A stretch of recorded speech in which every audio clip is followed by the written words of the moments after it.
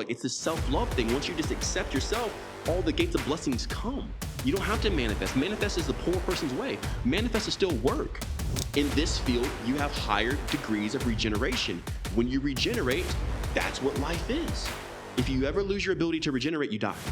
End of story. Petroleum-based lotion, foods, makeup, shampoos, hairs. So like the earth literally buried it as far as it could, and yet humans are digging it up just to slather themselves in the waste of the earth. MikeyBreathes is back. No workouts, no food for 66 days, no supplements. Yet his results are mind-boggling. Your feedback after the first episode with Mikey was clear. Blown away, and everything that he's saying, it's so true. We all wanted to hear more. So here it is, but you were not ready for this.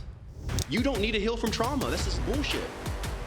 Healing from trauma will last the rest of your fucking life, because you wanting to heal from trauma just manifest a reality where you have to keep fucking healing from trauma. I need red light that the sun provides. Wait, no, let me bathe myself in EMF signals and blast myself with EMF signals from this electric blanket of red light because I don't know how to go outside. What do you think of this? This is... Oh, the ring. The ring. What do you think about sunglasses? Put your finger there. Can you feel it? Oh yeah, yeah. It's already there. It's in you right now. It's what you were always supposed to be. It's a divine birthright. Some people literally took the time to reach out to me over WhatsApp to thank me for having Mikey on the show, because it was like so profound and so enlightening for some. And I'm like, wow, like I haven't received so much like positive feedback about someone before. So people resonate, man. Bro, I love you guys, man. That's all it is. It's this energy. That's all. Like all people are saying is, I felt his energy. That's it. That's it. Like, it doesn't really matter what the person says. It matters what's the authenticity of the energy. Is it pure? And if it's pure energy, it will always be felt. Pure energy cannot be emitted and not have an effect. It's impossible. So if you're listening to somebody and it's like, it's just because the energy is either diluted or snuffed out or dull. But whenever it's brilliant, if it's bright, if you have like the gamma effect on your like TV or whatever screen turned all the way up, then that energy, the brighter it is, the greater effect it has. And that's all people are looking for. You want to hold yourself up to something to see what's the effect. That's what results are. That's what knowledge is. So affect yourself, you know? I love you guys. It's been awesome, man. Today's going to be probably the greatest podcast ever made. So I'm just speaking that. I believe it. I can feel it, bro. I feel so good. So I want to ask the same question as I asked last time to kick this off. Okay. When was the last time you ate? 18 days ago. Okay. And how do you feel right now? Dude, fucking fantastic. I feel like just exploding, bro. I feel this is because everything happens in it's cyclical and happens in phases. Every time you go back to that phase, you should arrive stronger than the last time you faced it. So at this 18 days, I'm stronger than the last time I faced 18 days than the last time. And I've been doing this for like 2.5 years now. So like I faced a lot of 18 days. So like at this 18 days, I'm like the strongest I've ever been. So I feel fantastic, dude. I feel great. And when was the last time you slept? I did sleep last night, but I like here, this place I'm at, I'm in a new country now.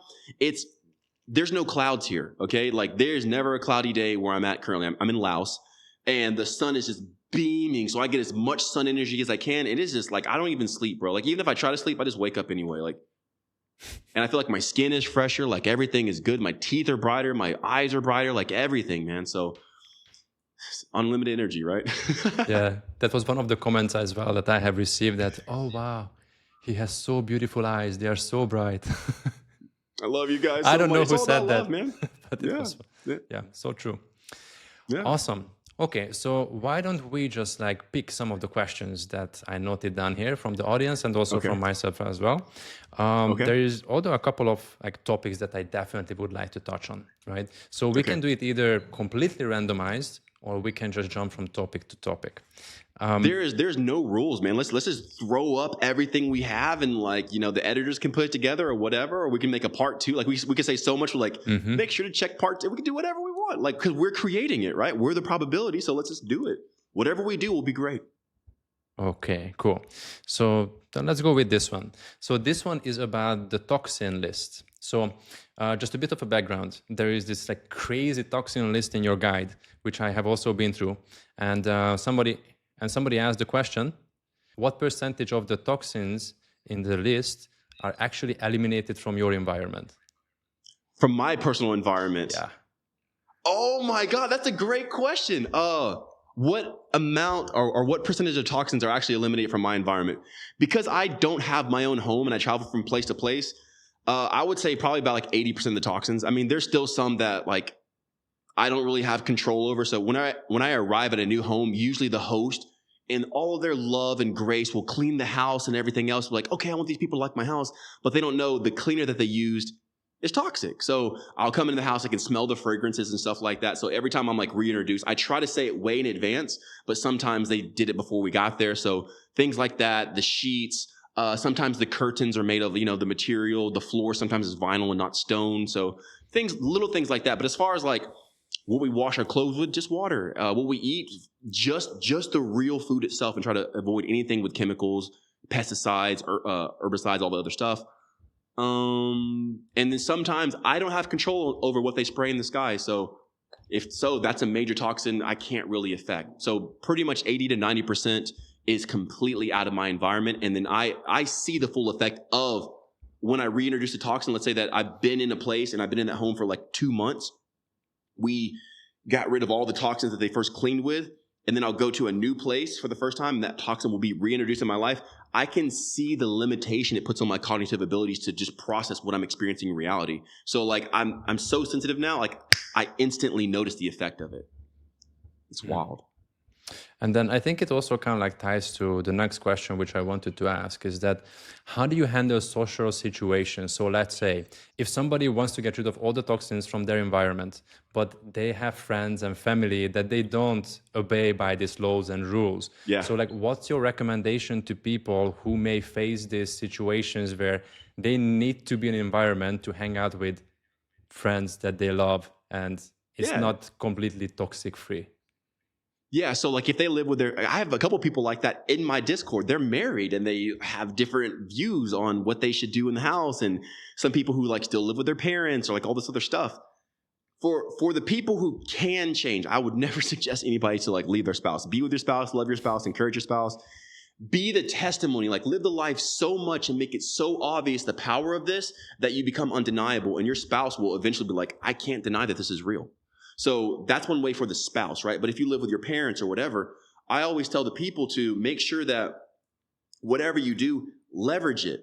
So if you are at a point to where your friends or your family or whatever is like they're smoking or they're spraying or they have all these toxins and air fresheners and scents, and it's like really messing with your head, use that as encouragement to grow yourself to be able to get out of the situation. Use everything as fuel. That's fuel. Don't tell them to stop. Make you grow to where you love yourself so much that you do something about it. Like stop staying in it and just accepting it or trying to change the people. Use that to change yourself to where you become so indomitable that you can supply for yourself and put yourself in a situation. And now you invite your friends and your family into your court. You've created the Garden of Eden. You create the space. You've created heaven on earth. And now you invite them into your realm. And when they live in your realm, they're in your rules. No shoes in the house, no sprays, no perfumes. And then they experience the grace that comes with that life. So be the example always. I think that's so much easier to implement when you don't live with the person, right? So I have control over my environment here. I have absolutely zero control over how my friends live, like 2 blocks away, right? So of course, like for them, I can be a great example. And, whenever I'm going to start going through those changes and, it's going to be visible on my face, on my body, or just like how I operate as a human being, that example is going to draw people in. Exactly. And they are going to start asking the questions, what have you done? Right? Yeah. You're the magnet, bro. Like you are a lightning rod. You stick straight up to the sky. Like your head points to the sky. You never see a lightning rod bent over. Every lightning rod points up. You are that lightning rod, and you draw in magnetism. And when you do it right, you are no longer dull, but brilliant. And that brilliance draws the people in. They don't even have a choice. They would have to acknowledge what's going on. So that's the effect, or that's the response from reality to show you how effective you are as that rod. You use the friends. You use them to tell you the data from reality that you're receiving. Their friends are awesome. So how can I do the exact same thing with my spouse, right? Because we share the same environment, and if she wants to burn those candles and I don't want her to burn those candles, then what, right? So I Yeah. have some limitation that how much of the toxin list I can eliminate from my environment. So like, Yeah. how should I approach it if that's my situation? For sure, for sure. And I even have a member in my Discord community. They're going through the same thing. Their spouse like smokes and this and that, and they black out the room, but the spouse doesn't want to black out the room. So that there's a little bit of that. There's this verse in the Bible that says, "My people die a lack of knowledge." So like if you don't understand, you are more susceptible to the effect. You are more in a position of volatility. So whenever you bring enlightenment or understanding, or you gain the understanding of something to raise it up and draw it to the light, when a person understands, they will willingly give it up themselves. Hey, if this candle might make you infertile and it might mess with your PMS and it might mess with your hormones and it might give you fibroids and it might cause swelling of your brain, babe, I love you. Like, you can burn it if you want to. Like, do whatever you want. You're free with me. You always grant freedom, but you show the effects. If you really want it, go ahead. But this is the list of effects that it does to you. I love you. I want to be with you for as long as I possibly can, and I want to take care of you. So I just want you healthy. But if you want that, I love you enough to, respect that's your choice. And you kind of just bring that understanding in, and like, a person won't willingly kill themselves. A person won't willingly harm themselves. A person won't willingly put themselves in a situation that limits them once they actually understand. So if anybody's ever fighting you on the situation or there's resistance, they just don't understand. So it's your responsibility as a light bearer to live the truth, bring the truth, and expose the darkness of what draws us down, and then people themselves will choose the light. And it might take 5 months, 6 months, a year, 10 months. It doesn't matter. But because you have all the energy from the guide and this lifestyle, you have patience. Whatever has patience will always endure. Impatient people, they don't like haters and stuff like that. They have no stamina. They can't endure. They can't last. But when you have unlimited sources of energy, you have eternal sources of energy, you will outlast every fucking thing that approaches you. You are the answer. Amen. I hope that makes sense. Oh, we can just chop this out as a clip and people can share this with their spouse. Like, that's baby. Let's go, That's man. babe. Like, that's exactly why I would like to change our environment. Yeah, for sure. And I had this question a lot, man. A lot of people are like, well, if my spouse doesn't, want to agree with me, it's like, love them through the process, man. What about my family, my friends? Yeah, it's hard sometimes because like there are certain things that you have control over and certain things that you don't have control over, and especially when there is some friction with the people in your direct environment that you love and you would love to have in your environment, and they don't follow a similar lifestyle. Yeah, I can understand why some people may struggle with this, and relationships are super important in our lives. So I think this is a hard topic to navigate for some. I'll give you a secret, man. And this is like, the grand reveal. This is it. Everybody just wants love. That's it. They just want love. They're reaching for their addiction because they don't feel loved in a specific area. Really, they need to show themselves that love. But if you're here for them, you can garner and substitute that love until they can stand on their own feet and show themselves love. So everywhere we meet a person is just us making up for the lack of love they have themselves until they can develop it themselves. So if you show a person love in whatever area, I promise you, they'll give up whatever addiction. I've had my family quit smoking cigarettes. I've had my family start doing, healthier things. And it was just me being patient and loving them. And time is always needed. So don't think that they're going to change overnight, because time is the test. Because you're showing me love now, but I see how you've been the past however long we've been together. Can you keep showing that love? And if you can keep showing that love, then all of a sudden that solidifies the legitimacy of what you're actually producing. Then they want to give it to themselves. And now you both are at 100% of love, and you raise up to the highest effect in life together. Hope that makes sense. Before we dive a bit deeper into love, I still would like to stay on the toxin topic. So I also went through the list that you have in the guide, and I highlighted a couple of them that even I stood out. Too. Oh yeah, lovely. Yeah. I only have the digital copy, but it meant like, first of all, like, we actually just updated such a good job with it. So there's thank you, I appreciate that. This is just like what I got from life, man. But we updated every quarter. So whoever's in our Discord, they get like the updated copy. So like, we're always updating it. But I have all this stuff here. Like these are the lists that you're talking about. Exactly. Like and these are all just toxins that are in your current environment right now as we speak. These things are killing you. They're destroying your mental cognition. They're destroying your energy. They're making you low energy. They're making you lethargic. They're making you, how do I say this nicely? They're preventing your IQ from being its maximum number. I'll leave it at that. It's the nice way. Yeah. Yeah. I think you beautifully packaged that. So why don't we just like dive into some of those items that kind of like stood out to me? So Okay. why do you think that makeup, tanner, lotion, sunscreens are bad for you? Wow, that's a very, there's so many. Okay, cool. Oh, it was all together. That's why I like quoted it like that. Yeah, for sure, for sure. I want to hit this from this point that everything has minimum 20,000 different dimensions. So you can speak on anything in any way. So let's say that we can speak on something from an emotional filter or from a physical filter or a mental or a spiritual. So like everything has its own dimensions inside of it. So when we say makeup, there's emotional reasons, there's physical reasons, there's spiritual reasons, there's physical reasons, there's sociological reasons. There's all these different effects that correlate with it. So like makeup in itself, one thing that's just like separate from being a toxin, right? It's made out of petroleum. Even if it's vegan-based makeup, petroleum is vegan. Petroleum in and of itself, well, I guess it technically, damn, that's a lot. This epiphany just happened in my head, but like technically petroleum-based things aren't vegan because they're made of the fossil remains of like, animals, right? Yeah. Yeah, so I just had that. But either way, like even if it says cruelty-free, vegan and all this other stuff, that's petroleum based. Your body's not made to intake the tar of the earth. It tars you up. That's the gunk of the earth. If the earth has, because everything is an ecosystem, the universe, the solar system, our planet, our neighborhood, our environment, our body, there's waste management systems, and the earth even has that as well. But for some reason, mankind likes to take the waste of the earth that's buried way beneath the ground and start putting it everywhere. And people are getting cancer from literally putting out the waste of the earth. The earth was trying to hide that stuff from us. But we're now putting it on our face and our lips and around our eyes. And now everyone has to wear glasses. And like women are having like fibroids and PCOS and also their stuff. Is like, it's literally killing us. So that's just the physical aspect of it.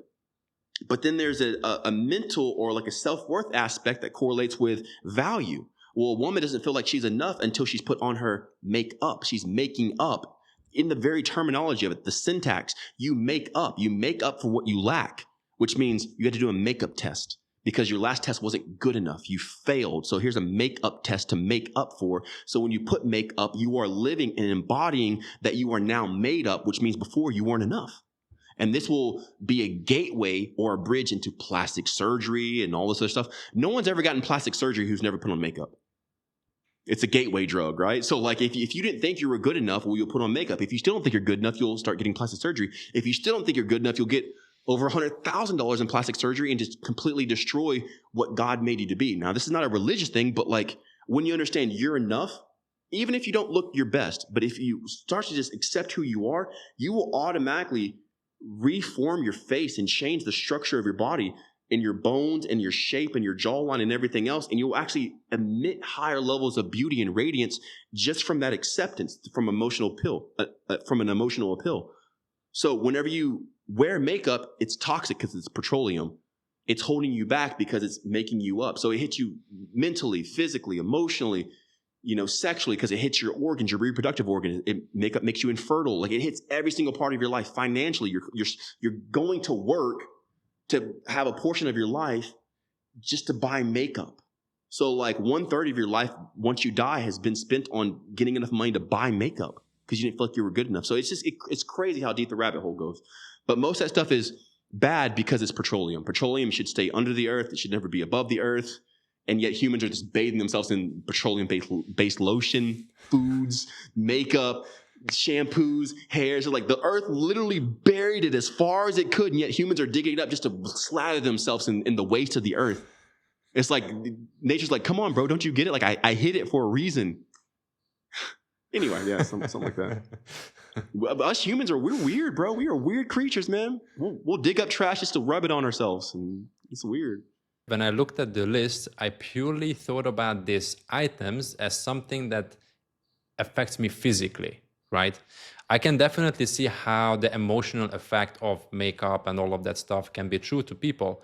Is that also true to the rest of the item that's listed in the guide? Well, everything affects everything. That's the subtitle of the guide. So everything's going to affect you in some way. So let's say that you have something like polyester curtains. When the sunlight hits polyester, because it's made of petroleum, there's a decay rate and a leach rate. You'll see when you look in the sun rays of your house, you'll see little particles flying up in the air, and that's particles of your curtains or your couch, whatever your couch is made of. When you breathe these things in, they start to affect you hormonally. So just having these toxins around you affect you hormonally. Well, we've seen that when a person takes steroids, they get roid rage, or when a person is experiencing PMS or high levels of estrogen, they'll start acting like this. So it literally affects your mood. There were studies that were showing that women who intake birth control are influenced on the type of man that they choose, and they choose a more effeminate man versus a masculine man. So these very compounds, petroleum, little tiny fibers in the air affect our brain and the choices that we choose. We think that we have free choice, but we're actually being influenced by every toxin in our environment, not by 100%, but at least by 8%. And anything that affects us is the reason why we're experiencing what we're experiencing. We're only experiencing because of the effect, because of the interpretation, because of what stimulated us to grab that versus this. So the life that we have was actually controlled by something behind us that we were unaware of. So the main thing of the toxin list is just to be aware of what's affecting you, so you can at least counter what you think you want with what you might actually need. Because a lot of our desires aren't even our own anymore.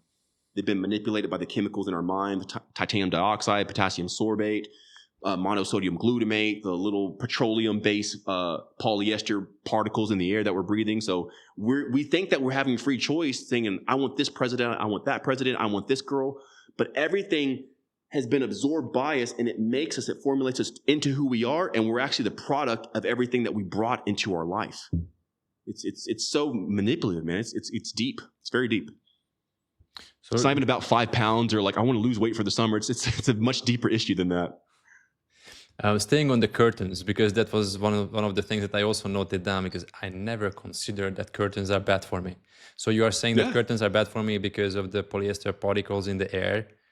It breaks down because of the sunlight, or? For sure. So anything that does not have a current stability of cellular division is leaching and breaking down. Everything in reality has a decay rate. Nothing is eternal.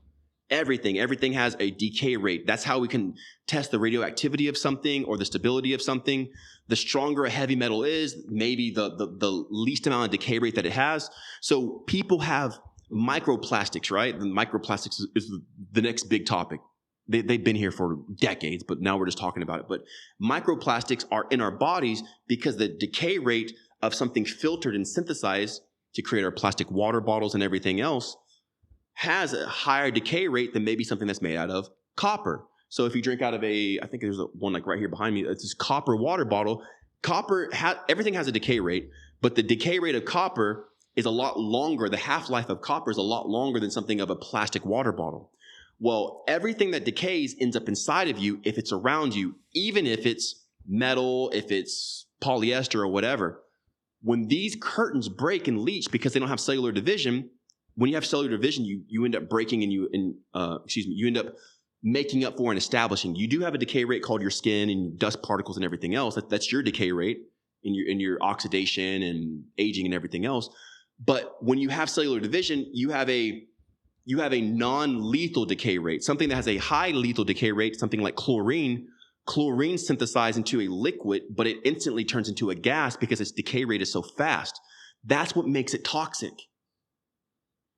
You cannot live off of something that is unstable. The decay rate is the sustainability of the thing. So if something has a fast decay rate, that means it's unstable. Anything unstable is radioactive, it's harmful. So when you have polyester, that's a fast decay rate. Just wearing polyester underwear absorbs into your testicles or your vagina, if you're a woman, because it's leaching, it's decaying. That's what makes it bad. There's nothing wrong with anything. Everything is what it is. Everything's only what it is. So there is no good or bad. But when you want to live long in life, you have to make sure that you have something that has a slow decay rate. If you want to live short in life, you want to be around things that have a fast decay rate.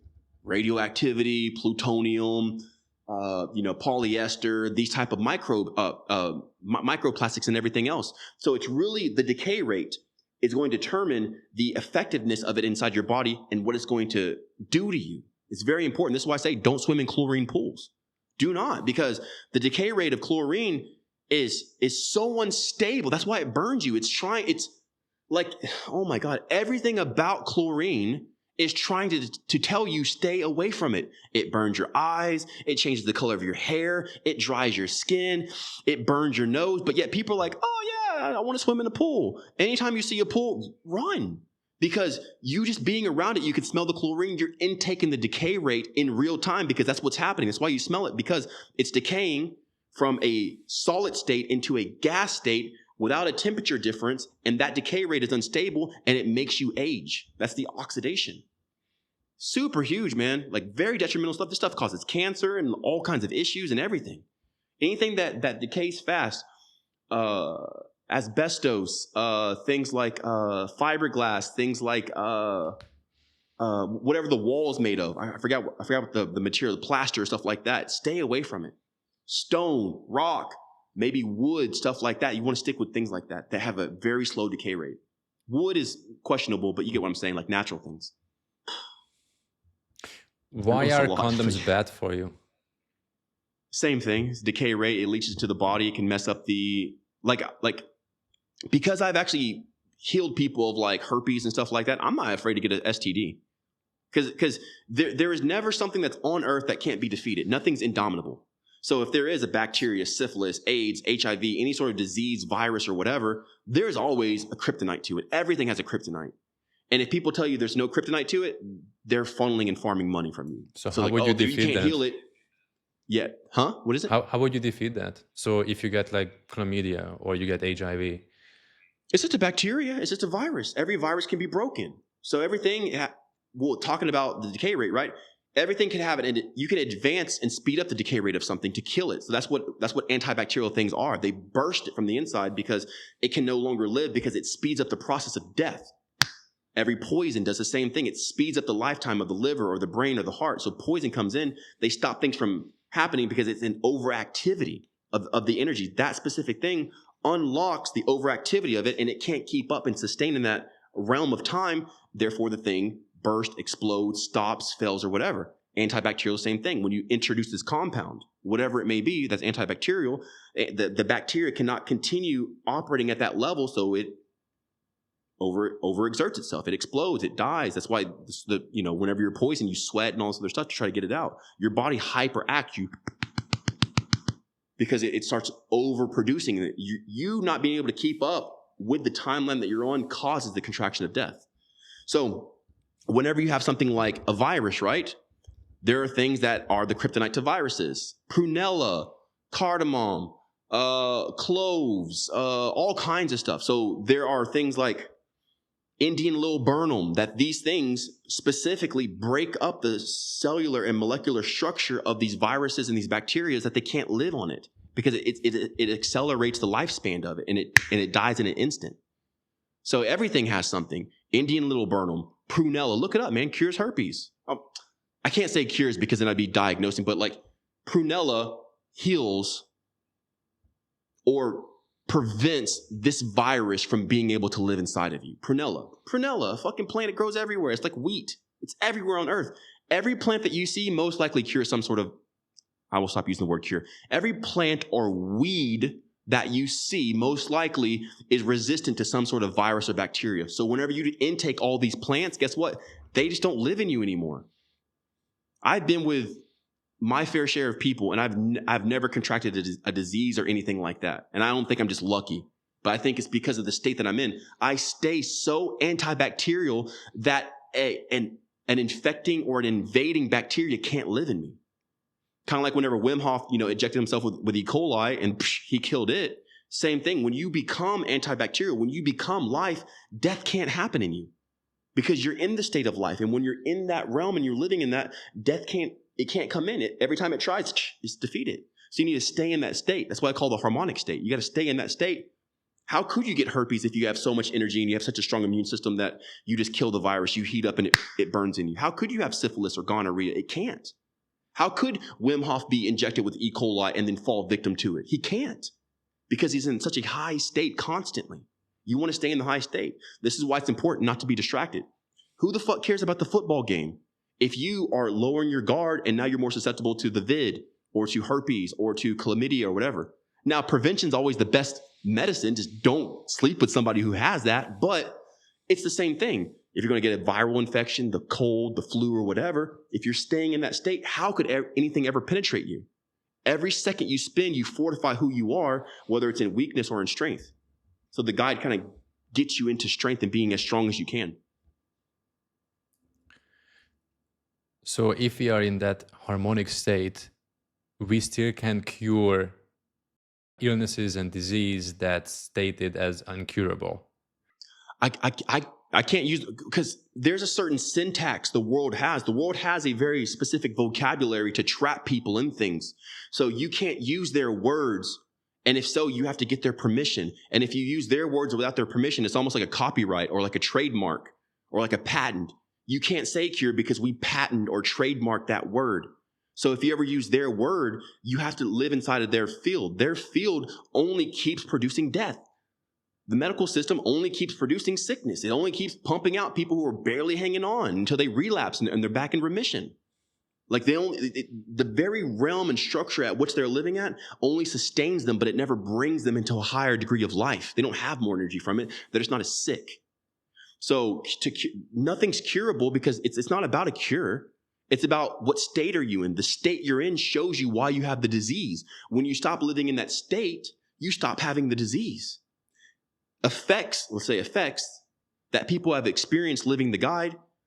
One of the greatest ones recently is a person healed themselves of Tourette's without a speech pathologist, without some sort of psychiatrist or a doctor or some sort of like brain enhancement What thing. is Tourette's? I don't know. Tourette's is where a person will like speak uncontrollably. Where a person will speak uncontrollably because they don't have control over their neurofunctions. So they might say something or blurt it out or have tweaks and twitches and stuff like that. So they'll say, blah, out of nowhere. They'll just be here and they're like, shit, fuck, blah, blah, blah. They'll like start cursing or something like that. So it's a neurological disorder. The person had it all of their life. The person is 60 years old, has had Tourette's their entire life. 60 years. Guy on the guide, they've been on the guide for less than a year. I think they've been on for 9 or 10 months.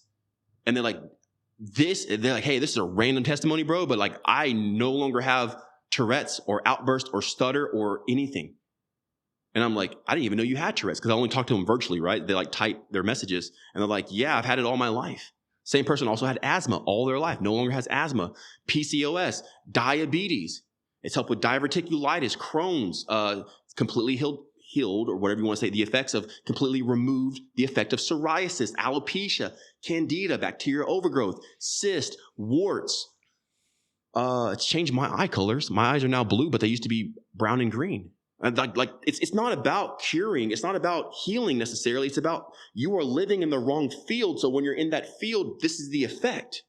When you just live in a different field, that's the effect of that field. And that's the life that you live. In this field, you have higher degrees of regeneration. When you regenerate, that's what life is. If you ever lose your ability to regenerate, you die. End of story. All life is, how long can you keep regenerating? Until you break down and now you're regenerating the wrong code, or you can't really read your DNA or keep producing the same blueprint. As long as you can establish your DNA, not affect it, not mutate it or whatever, you can seemingly regenerate for the rest of your life. But every factor that's inside, the polyester curtains, the makeup, it's decreasing your ability to regenerate. So your body starts having these effects of like sicknesses, disease, and disorders. The disease and the sicknesses aren't even real themselves. They're just the effect of your inability to regenerate. As long as you get back into the ability to regenerate, it doesn't matter what it is. Your brain, you'll get healed of Tourette's. Your ovaries, you'll heal yourself of polycystic ovarian syndrome. You have your menstrual cycles, it'll heal you of that. Because it's just what What is convoluting your body's ability to read the DNA properly to have cellular divisions to where you regenerate yourself? The moment you get out of what's degenerating you and regenerating you, you simply have immortality at your hands. And that's how I was able to reverse my age and like other people. Maybe I can show a picture here. You can post it up, but can I have a phone, please? And I'll show you. I don't know if you ever like posted this, but like this is me before. I'm currently 36 years old, right? So I'm, getting close to 40. And this was me before at 28. This was me at 28. Hopefully you can see this. Oh yeah, I've seen this photo. Yeah. 28 years old, almost 10 years older, 8 years older right now. No more wrinkles, no more bags, no more low power mode, huh? No more anything, but like that heavy exhaustion, it wasn't aging. It was just the inability to regenerate. It was the inability to read my own DNA blueprint and then produce it like it was. The moment that I got that, now when you hold a picture of me from 19, I look closer to my 19-year-old self than I do my 28-year-old self, because the information never left my DNA. It was always there. It was just my ability to read it. So the moment you put yourself in an environment that doesn't hinder you or suppress you or hold you down, then your body has the freedom to read it, and then you regenerate yourself just as you were in your younger years. And this is where all this energy comes from. Because as a kid, you have all this energy. Where did it go? It never left you. Your inability to transduce it throughout your body is the effect, not the lack. You don't have energy problems. You have a bunch of energy. Most people do because they're overweight. You have actually a bunch of energy. You just are so convoluted with so much crap. You have to go, it's like a bureaucracy, like a government. You have to go through so many red tapes and fat cells and all this other stuff just to get it out of your system, just to use the energy, because you have so many blockages. Remove the blocks, and it's almost like a highway opens up. So would you energy. I haven't say, eaten in 18 days, bro. so would you say that anybody can heal themselves or change their health state by changing their state of being? Let's say that I was operating in a certain state, or I was in that field where I contracted or I developed different kind of problems, diseases, viruses, all of that stuff. If I change that state, I can reverse that and I can heal from anything. Yeah, okay, yeah, perfect. We'll say this. You were always supposed to have what I'm talking about. That's how you were born. But the fact that you have now been laden with all these chemicals, like we mentioned in the chemicals and the toxins list, you are now, because everyone wants to blame their genetics. Man, I got, L genes. I got like loser genes, they say. You don't have L genes. Your genes are amazing because they've made themselves over the millennia of time.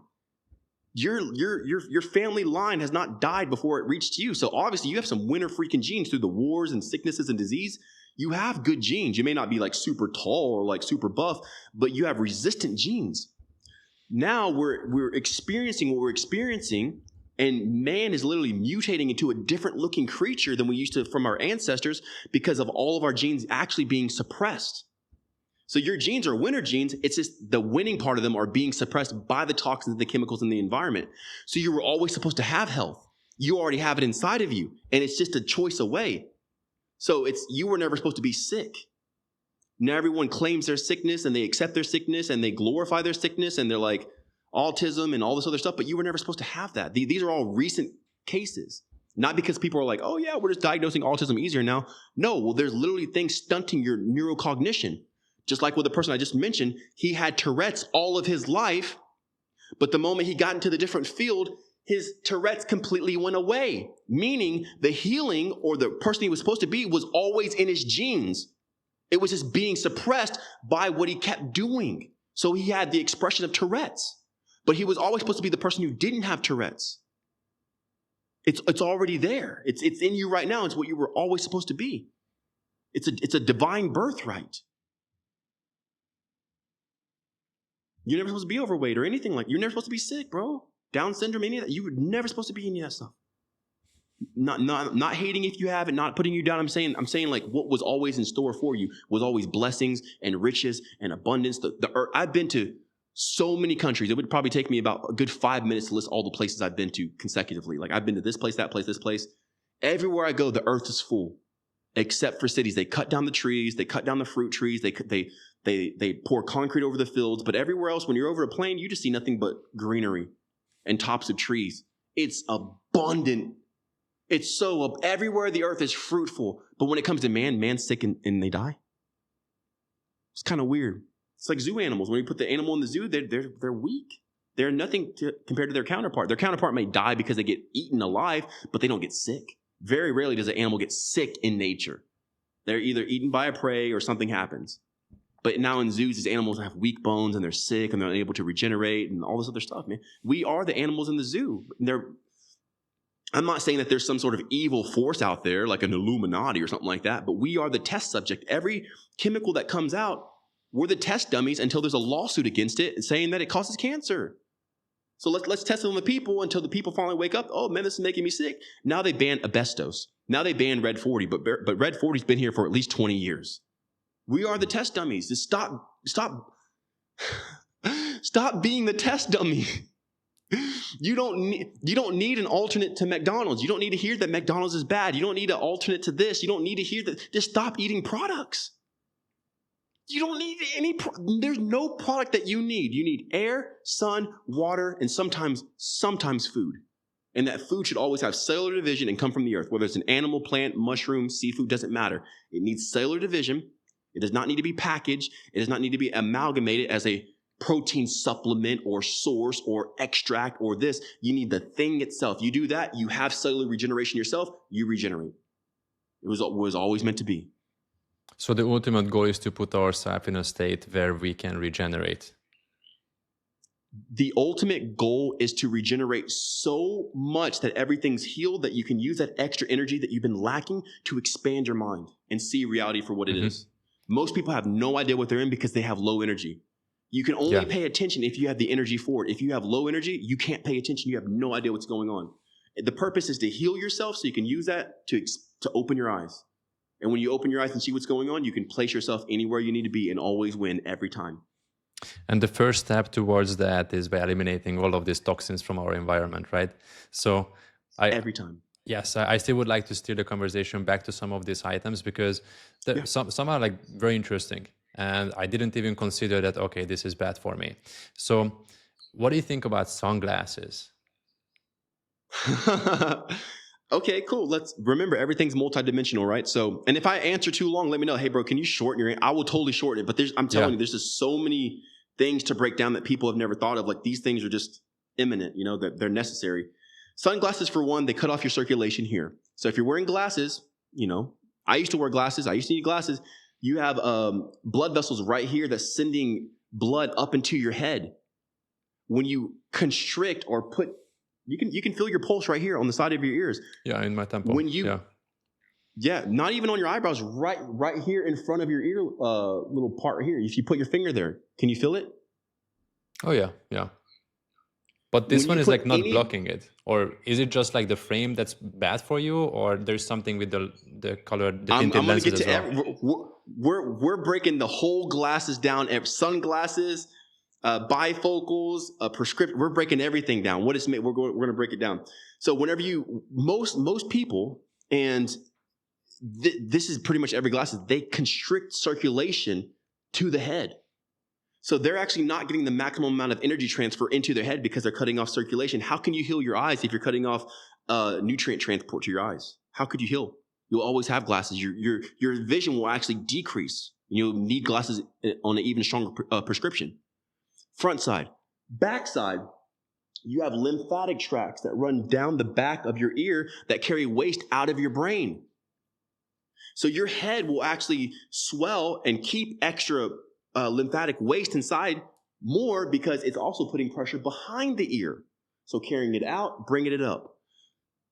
Now, anytime you look through glass, so this is one by one, right? Anytime you look through glass, it modulates the strength of your eye and what muscles you're contracting. So if you wear glasses, I'm not telling you to stop wearing glasses. I'm just like, at least awareness is the first step to like bring awareness to these things. When you look through glasses, it actually weakens your occipital muscles in this area, so you're unable to gain the right contraction to squeeze your eye to shape it, because your eye is actually oblong. You have an oblong shaped eye, and your muscles inside squeeze it, and that creates the focal of the convex and of the convection of your eye.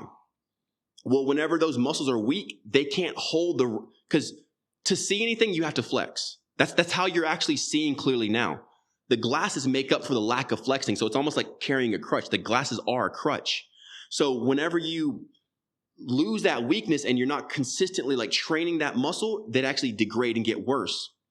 Whenever you wear sunglasses, okay, so this is each one. So now sunglasses, whenever you wear sunglasses, it lies to your circadian rhythm. For one, it lies to your pupil of how much light it needs to take in or not. It lies and sends false signals to your brain because your brain regulates off of what it's sensing, off of what it smells, off of what it hears, off of what it tastes, off of what it touches. That's why you can eat hot stuff and like you heat up and your heart rate can start increasing because your body's trying to flush it out quicker. So everything that you're sensing, your brain tells your body what to do. So if you're giving your body a false signal, hey, it's dark, when it's actually light, that affects your skin, it affects your lymphatic system, it affects how you cooperate with the sun, it affects your protein, it affects your sleep, it affects your mood, it affects the choices that you make. Remember, like the subtitle in the guide, everything affects everything. So whenever you have these lenses, they degrade your eyesight, they suppress blood going into your head, they decrease the amount of lymphatic waste that can be removed, they end up weakening the muscles around your eyes, and it lies to your brain on what time of day it actually is, and it places you to get more, you're more prone to getting sunburn because you think it's dark. Your eyes think it's dark. And you don't even get the benefit from the sun that goes in your, when you receive sunlight in your eyes, like actual sunlight, your body actually produces specific types of protein that only come through that. So you're not even as buff as you could be because you're not taking in the protein through your pupils. Okay, can we talk about that a little bit? So that's also something I wanted to ask about, is that I've seen this study or reel or whatever it was, I can't remember where I saw this, where they were saying that the reason why we get sunburned is because like we're blocking our eyes with sunglasses, and our body, our brain doesn't know what time it is, and the receptors that regulate like how we protect our own skin doesn't generate those kind of signals. So you're blocking your eyes and your skin is not able to protect itself. Is this true? Exactly. Because everything. So I'm gonna compare it to a Bugatti. When you hit a certain speed, the spoiler on the Bugatti rises so you don't get lift. So the car doesn't just take off, like wind doesn't come under the car and just like make it fly. So at a certain speed, something's activated to create a greater downforce so the car can stay planted on the ground. Your body has that times a million. Your body is constantly taking in the signals of everything around it. The air pressure, the temperature, the amount of light, photons, are they artificial? Are they real light? Is it the full spectrum of light? Is it infrared, sub-infrared, all the way to UV, A, B, and C, and even beyond? So your body is intaking all these signals to allow it to sustain itself whatever environment it's in. So if you're constantly living in an air conditioning, artificial light environment with sunglasses on, when you put yourself in the real environment, you're going to be allergic to fucking everything. You're going to get sunburn. You're going to get hot really easy. You're going to get allergies, everything, because you've been in a conditioned, controlled environment. Well, that's not the real environment you live in. So anytime you put yourself and stay in the false thing and give yourself false signals, it adapts your body to the false thing. So when you get into the real thing, it's detrimental. Now everyone's saying, oh, well, the sun damages me. No, it doesn't damage you. You just keep putting yourself in a fake thing that your body hasn't prepared for. So when you're in the real thing, it's detrimental. And there's even emotional levels of this, man. Like people wear sunglasses to hide their soul because the eyes are the gateway to the soul, right? So when they're insecure, they'll actually wear the sunglasses because they want to feel cool or they want to hide their eyes. So they're actually wearing sunglasses and doing all these things because they're insecure about themselves or they want to look cool. And it damages all these, like it's so deep, bro. Everything affects everything. Yeah, and this one, then the sunglasses and the sunscreen perfectly link, because then we started wearing sunglasses and then our skin started to burn. So they said that, okay, put this magic cream on you, so it's going to prevent you from burning. And then, okay, you didn't just like fuck up your vision, because your pupil is also like more open and it also absorbs like more UV light. So it definitely damages your vision as well. Plus you are fucking up your skin by putting all of these petroleum-based products on yourself. And whereas like in the first place, if you didn't put on sunglasses, you would have been able to just protect yourself from the sun by not doing any of this. I really want to say this because I'm actually against fasting. Because everyone's like, oh, fasting's the best thing you can do. It's the best thing you can do. I'm like, no, fasting is just an overcompensation for your actual problem. Because when you find out what the real root of it, like you were saying, when you just stop wearing sunglasses, all those problems go away. So fasting the same thing. Like whenever you actually understand what the root of your issue is and you take it out, you never need a remedy. You don't need to drink garlic juice. You don't need to fast or starve yourself or do a 6-day cleanse. Like all that crap becomes completely unnecessary when you just take out the actual cause of what's putting you in the situation. It's crazy. It's like it's the most that's what you want. You want the first principle. You want the most immediate thing. You want priorities straight. Do the priority. Do what's first. First things first. Quit doing the fifth thing. Oh, hey guys, I bought an air filter for my house. Just get out of pollution. I mean, I'm just saying, bro, you're worth it. Just buy a new house or go to a new place or move. And if you can't move today, save up for the next year to get the f out of the Dodge. Like move eventually. Do it for you. It would take all your problems away. Still staying on the glasses topic. So I'm wearing these glasses, right? And if I got this correctly, if I were just like not wearing the glasses, then You're so handsome, bro. Why are you covering all that beauty? See, the reason they complimented my eyes because they can see them. You have just as beautiful eyes, bro. You still can see my beautiful eyes. But if I was taking the glasses off, then are you saying that my eyes would be able to regenerate themselves so I would not need glasses in the first place if I was not wearing the glasses? Everything affects everything. So if you were to do that, you would set up the movement. You would start moving in the area of regeneration because you are no longer holding yourself with a crutch. As long as you use the crutch, you'll atrophy the leg or whatever. As long as you're using training wheels, you never grow the muscles to balance your own equilibrium. So whenever you take off the glasses, you start the process.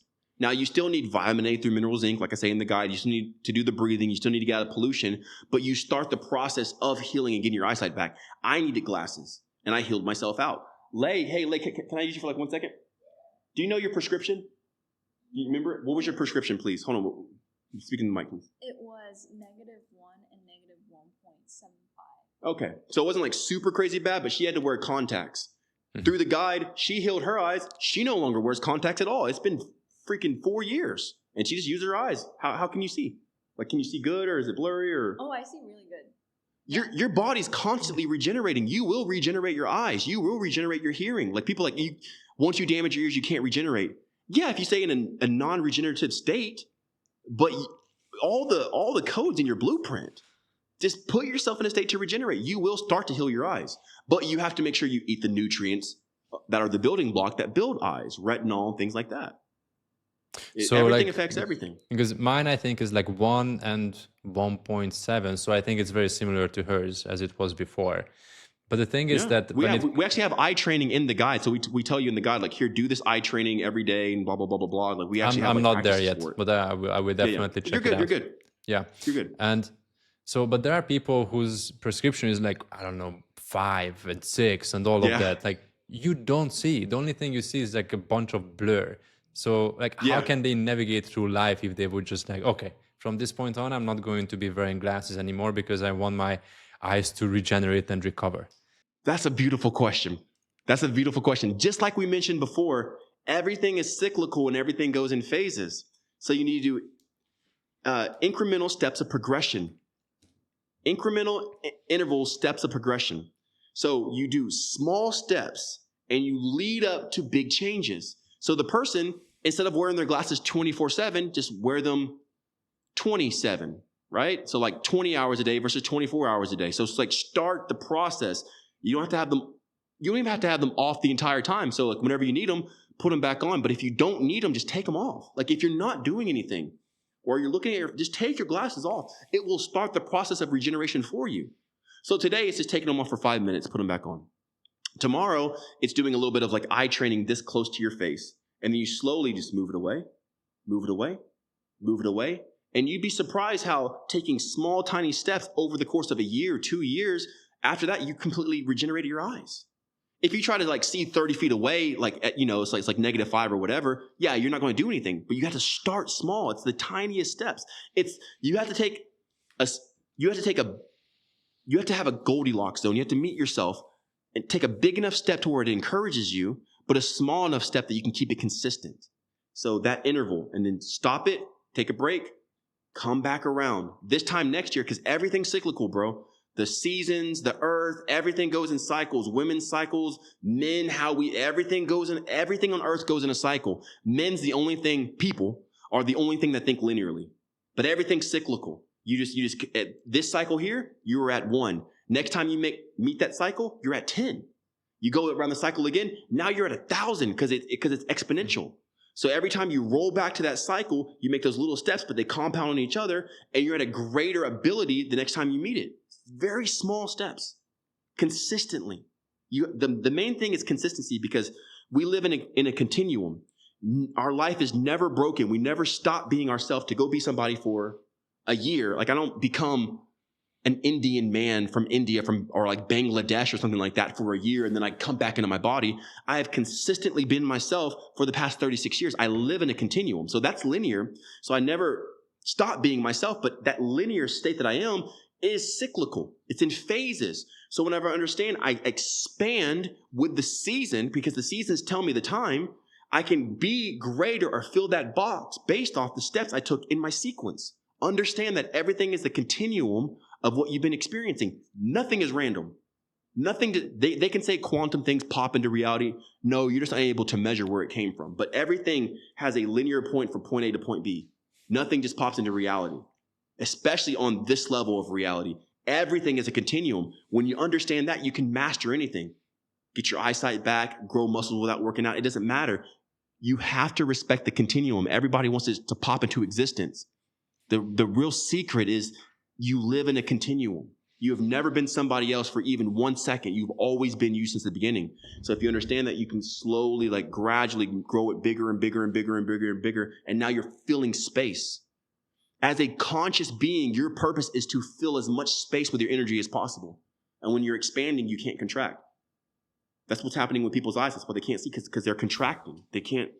They're dimming. They can't see as far. They're getting smaller. Their energetic field is getting smaller. The sick person has a low energetic frequency. They can barely even like stand up. The sick person, right? An old person, they're bent over, they're hunched over, they're very contracted. Well, the way to counteract that is to understand you're in a continuum of expansion. As long as you expand, you fill space with your energy. Now you can see beyond sight. Now you can hear beyond hearing. Now you can taste beyond taste. So you want to reach those higher levels, and that's why you're gathering all this energy. You're healing yourself to pump it into your mental cognition, so you can become more sensory. You can understand what's going on, and that's how you actually live in space. That's how you live, is through awareness. Because if you weren't aware, you get hit by a car, or you'd eat the wrong thing, or stick your finger in the socket and get shocked. But your awareness has saved you. Very interesting. I have two more things from the toxin list, which I definitely would like to cover. Yeah. Why do you think tattoos are bad for us? Why do I think what? Why do you think tattoos? Oh, tattoos are bad for us. Same thing emotionally. Like we would only put something on us if we value that more than ourselves. So it's really an insecurity thing. Yeah, there's probably like heavy metals and things like that in here, like nickel and whatnot, to make the ink, or some sort of petroleum base. Again, petroleum's cancerous. It's a carcinogen.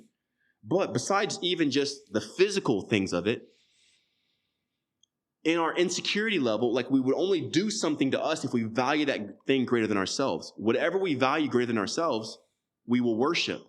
Jesus says, if I be lifted up, I'll draw on all men unto me. Whatever we hold up is what we lift up, is what we worship.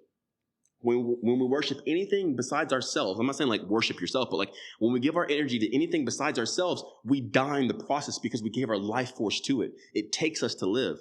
So whenever you have insecurity, you're divided from yourself. You don't know who you are. You're disillusioned. You're disconnected. The insecurity, a person's insecure because they don't know their power. If I told you your power, if I told you your name, if I told you who you are, you would have confidence. But as long as you don't know who you are, you'll do anything to make up for the lack of. You'll cut your body. You'll cover it. Oh, I like the art. The art's just cool. Yeah, I just like art, bro. Then you like the art more than yourself because you'd rather have the art to show than your own skin. You're not even comfortable in your own skin, so you cover your skin. It's not even just tattoos, it's people who just cover their skin. They never expose their body. That insecurity separates us, it divides us from who we really are, and that's why we stay in insecurity. That's the main reason for tattoos, is the insecurity factor. Do people look cooler? Do they feel more confident? Of course, yeah. They look great. I'm not even dissing the art. The art's beautiful. But that can't go without having the effect, because everything has an effect in reality. You're not even who you are if you can't even show the real you, like your own skin. But there is another narrative out there about tattoos, right? Because if you wear it on your skin, it almost kind of shows that like you have confidence in wearing that on you. So it kind of like sends a very different message than feeling insecure. It sends the message that I feel secure and I feel confident to put this on myself because I believe in this, or I'm confident to wear this, and like I have nothing to hide. Yeah. What's a greater power? The person who needs to put something on to be confident, or the person who needs nothing to be confident? I mean, this is common sense. That's it. If you need something to put on, or like, I need my spray, I need my special tie to feel confident, that's the extent of your strength. You'll always need the crutch. But if you can have nothing, the point is to become so powerful, you need no thing. Nothing. When you need nothing, that's whenever you inhabit divinity. God needs no thing to be God. It is what it is. And it never needs influence varying from the left or the right. It is what it is, and it will always be. When you try to change yourself with plastic surgery or tattoos, it's like, well, you're defaulting to that other state. But when you need no thing, that's where divinity begins. Yeah, let me show you my tattoo. Oh, I don't have any. Yeah. I have 0 tattoos. And the reason why I don't have is because, first of all, like I never felt the need to put anything on my skin on display, 1. Why? 2, I haven't really seen anything that I was like, oh, I would like to wear that forever. And 3, I really feel that the energetic exchange between people is real. So the moment I would allow someone to penetrate my skin, I feel that a part of that person is going to be in me, or is going to be on my skin. I don't know, maybe it sounds silly, but that was also like one of the factors where I'm like, I haven't really met someone who I would like to wear on my body forever. Does this make sense? It makes more sense than we even know, bro. Like, I agree with you wholeheartedly. There was a person in my Discord, they got a bacterial infection from intercourse. So they got like a yeast infection. And what I told them was, because they've been living the guide for about a month and some days, right? And they're like, oh my God, I have more energy. They had cellulite. Their cellulite went away. They had a crack in their tooth. Their tooth regenerated. I saw the picture. That's crazy. And you mentioned it last time as well. No, this is a new person. Another person to regenerate. This is new. This just happened like a couple days ago. Yeah, so that other person regenerated their tooth. This is a brand new person. She just regenerated her tooth. So all these wild things are happening, right? They're like, oh, I have so much energy. My hair's more vibrant, all this other stuff. Well, they end up sleeping with a person and they got a yeast infection. They're like, yo, I haven't been the same since then. Like, I feel like my energy's off. And I was like, well, that's because everything of that person has the decay rate. So that person's sweat, if they ate something toxic, they are that thing and they sweat it out. And whenever they're inside of you, they release what they have been intaking into you, and that's death. That's why yeast can appear. That's why bacterial and infections can happen. It's because it doesn't just it's not just an intimate moment. They're literally giving you what they're in. So if they have gingivitis and you kiss them, you will be accepting those bacteria. And those bacteria can influence your brain and everything else. So like, you are literally, when you hot and steamy, licking a person, biting a person, doing this, you are literally taking on that person to even in a cellular degree. This is why you can get fecal matter from a healthy person, put it in an unhealthy person, and the fecal matter of the healthy person will actually make the unhealthy person healthy, because you are living off the energy, the cells, and everything else that person has. So this person, whenever they have been healthy, they regenerate their tooth, they brought this person in, their unhealthy bacteria got into them, and it caused the yeast infection. Even though they've been with this person multiple times and probably have never gotten one, because they finally brought themselves to a state of health that can actually be countered. So that's physical. Tattoos, same way, bro. So that's physical, right? Physical, yeah. Physical, but also mental, because they were like, I'm down. For some reason, I just don't feel as happy anymore, because they've had a full month of living on the guide. In 1 month, the person got rid of their cellulite, regenerated their tooth, had healthy hair, everything else. In 1 month. 1 month. It's very fast results. And now having that in there, they're like, I'm just depressed now. I can feel like I'm sad. I don't feel like I really love myself. So the self-hate's coming up because the bacteria influence the mind. And it's like the cats, right? Like the cats have this certain bacteria that whenever you sniff it in, the specific strain of bacteria, it can override the critical thinking of mice to make the mice more susceptible to the cat and vulnerable. So the cat can eat the mouse. Same thing with humans. It overtakes humans. Well, that person's bacteria can overtake you to now you're thinking in the way that person was thinking. That's why when a sad person comes in and you guys may have intercourse or whatever, now this person's sad because their bacteria is in them and it's infiltrated their mind. It goes so deep, man. Yeah, so but many of the things that you mentioned are physical, right? So like I understand that how some of the physical issues and state can be passed on to the other person. Let's say that if you are in contact with each other, and like, we started talking about this because of the tattoos, right? So what if it's done in a completely sanitized environment? Everything is nice, clean, all of that. Do you think that like energetically there is still an exchange happening in this situation, or that's not real? Oh, of course. No, of course, because you're in it, you're breathing. When they're close to you, bzzz, you're breathing their sweat, you're breathing their breath. And if they've drunk alcohol, you can smell the alcohol. You're breathing in tiny particles of alcohol that's still an intoxicant that will still even affect you on a minute level. Everything affects everything. It definitely affects energetically. Yeah, for sure. And now you see their residual on your body for the rest of your life, especially if they made it. The only thing kind of good about my tattoos is I drew every one of them. They're all my pieces. So I don't have somebody's art on my body that I haven't drawn myself. It was all me. So at least whenever I'm looking at it, I see me, but still it's my own insecurity to try to make up for a lot of insecurities I had as a younger person. Now, if I didn't have a tattoo people might be like, man, this guy just hates on tattoos. I'm wearing it. That's how transparent I'm being, because it's in honesty. It's in releasing the veil. It's in speaking with these things with authenticity that we can get healed. But if we always like, no, I can't talk about that, then no one ever gets healed. They keep going through the same process, wondering why it's not working. You know, this is I'm calling myself out, bro. I wouldn't say something I wouldn't hold myself to. Yeah. You mentioned something, you just dropped that word before in your previous answer, which was hate, that they hate themselves. And from bacteria. From bacteria. The bacteria made them hate themselves. Crazy. Are we talking about like any kind of bacteria or like gut bacteria? No, because there's obviously good bacteria that helps us. We have our gut flora and everything else, but there are invading species of bacteria that, you know, hurt us, harm us, and can even end us, parasitic and everything else. You don't want to necessarily be antibacterial. You want to be pro-stability, whatever's going to give you the greatest stability. So if there's ever an infection, it just means an increase of one thing rather than another when it's in your body. You have pretty much, you probably have, we as humans probably have the H1V1 or whatever it is. We have a variant of herpes, Staphylococcus. We have, you know, most likely we have just different strains of bacteria, right? Strep. They're in us. They're just regulated. The moment these things get out of hand, that's when it becomes an infection. So as long as they're regulated, they're put in their place, there might even be a benefit to them, because still everything has an effect. Nothing's 100% bad or evil. There's still, even Satan was an angel, you know, so like there's still variants in everything. But it's just when it gets out of control. Well, you need to make sure that you live a stable life, not antibacterial, but I said it in the Discord group because someone asked me about it, but it's like it's not antibacterial. It's something else. I can look it up here in a minute. Sash, could you say what I said to Alejandro about the antibacterial thing? What the word was I used? Because he had a great question.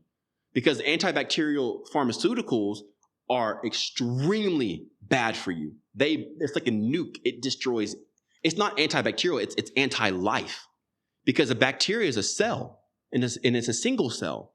So that pill cannot decipher between a blood cell, single cell, and a bacteria cell. That's why it jacks up your system so much when you're on antibacterials, antibiotics. It just jacks you up. It destroys everything. You think it's going to stop once it gets to your blood cell? There might be some antibacterials that antibiotics that like aren't as harmful for your blood.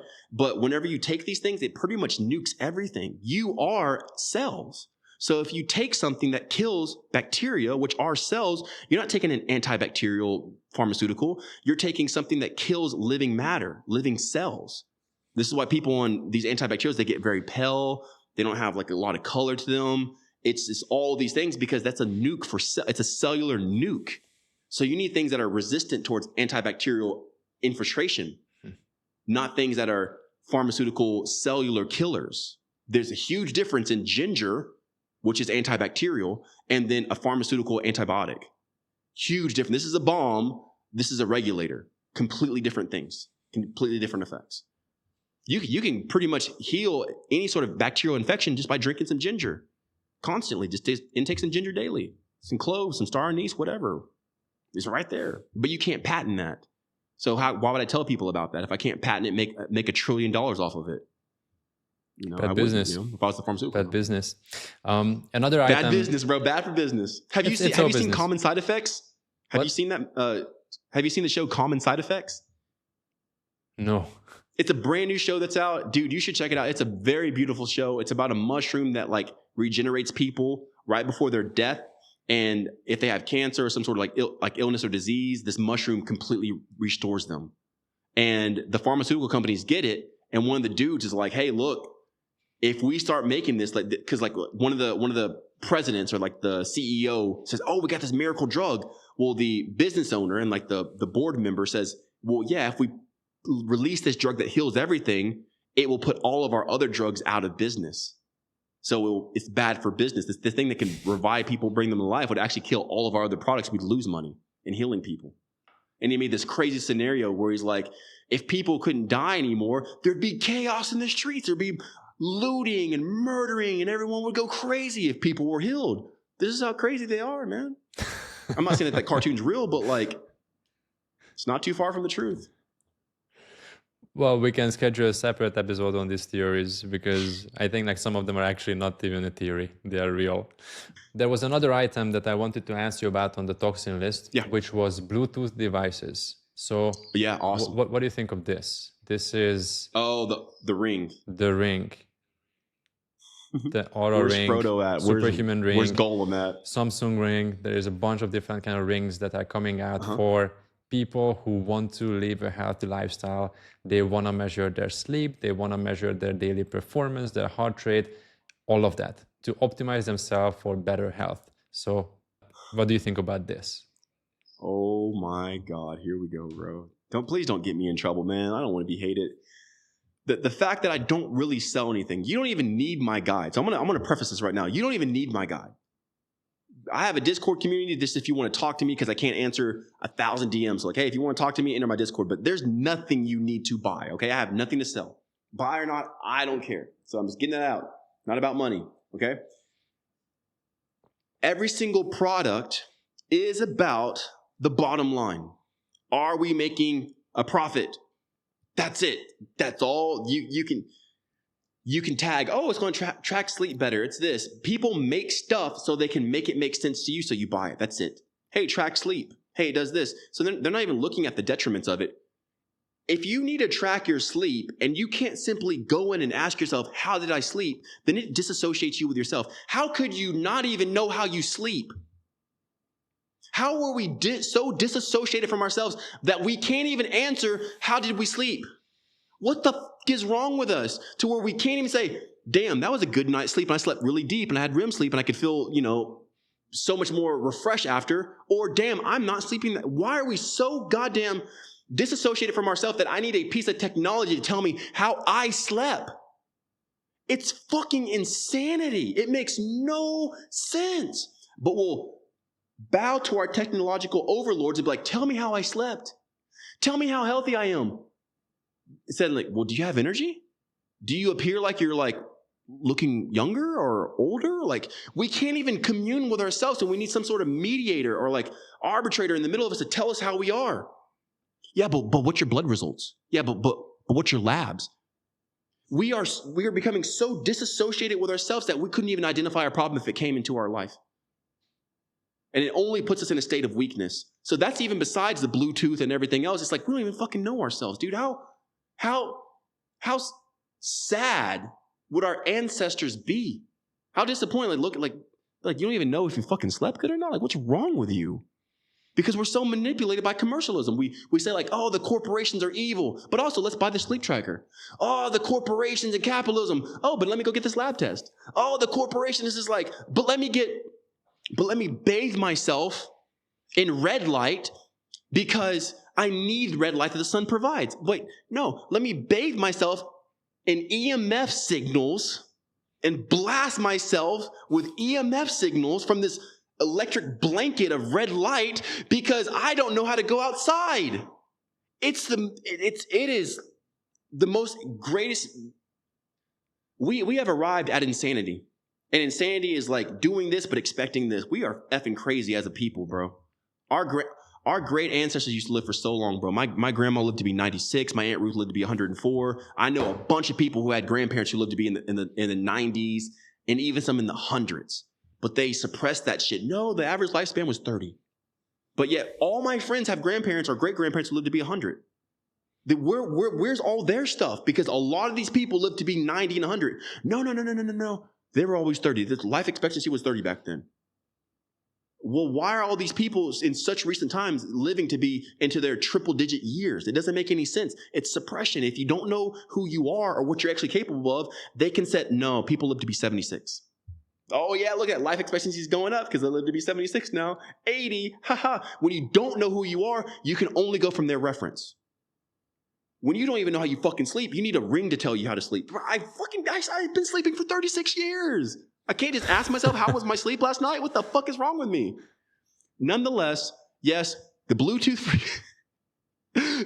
frequency does interfere with cellular communication. So whenever you wear any sort of device on you, right?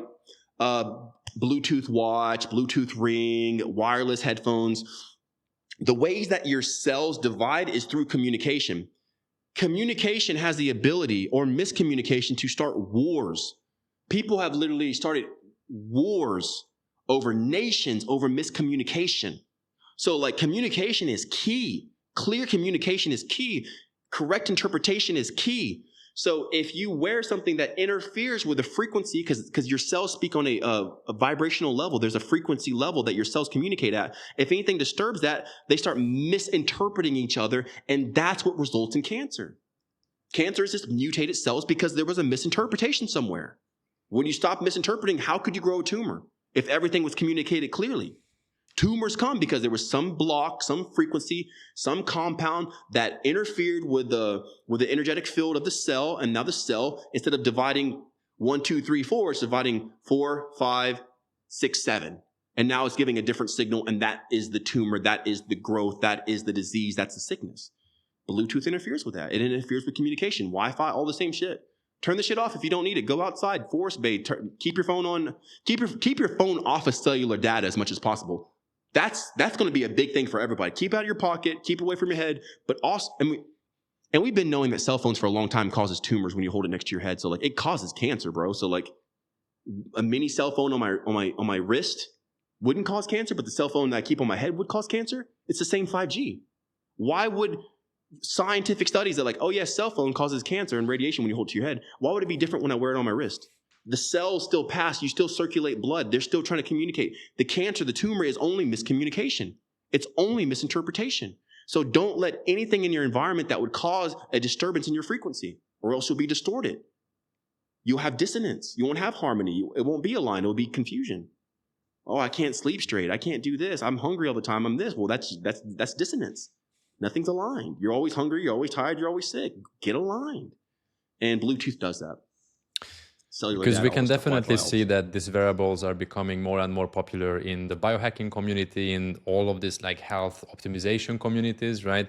So essentially with this one, everybody is just like shooting themselves on the foot, because if I get this correctly, the EMF, the Bluetooth, the Wi-Fi, all of that interferes with cellular communication. So your cells are not able to communicate with each other, and that's what creates the sickness that you are trying to prevent yourself from. Efficiently. The cells aren't communicating with each other efficiently. They're always communicating and always talking. They're just misinterpreting each other now, which is the cause of oxidation or releasing a specific hormone or not producing enough. Like everything's communicating. That's how you know how much testosterone to release, or estrogen, and your levels are regulated because everything's communicating. When there's clear communication, everything works like a finely tuned instrument.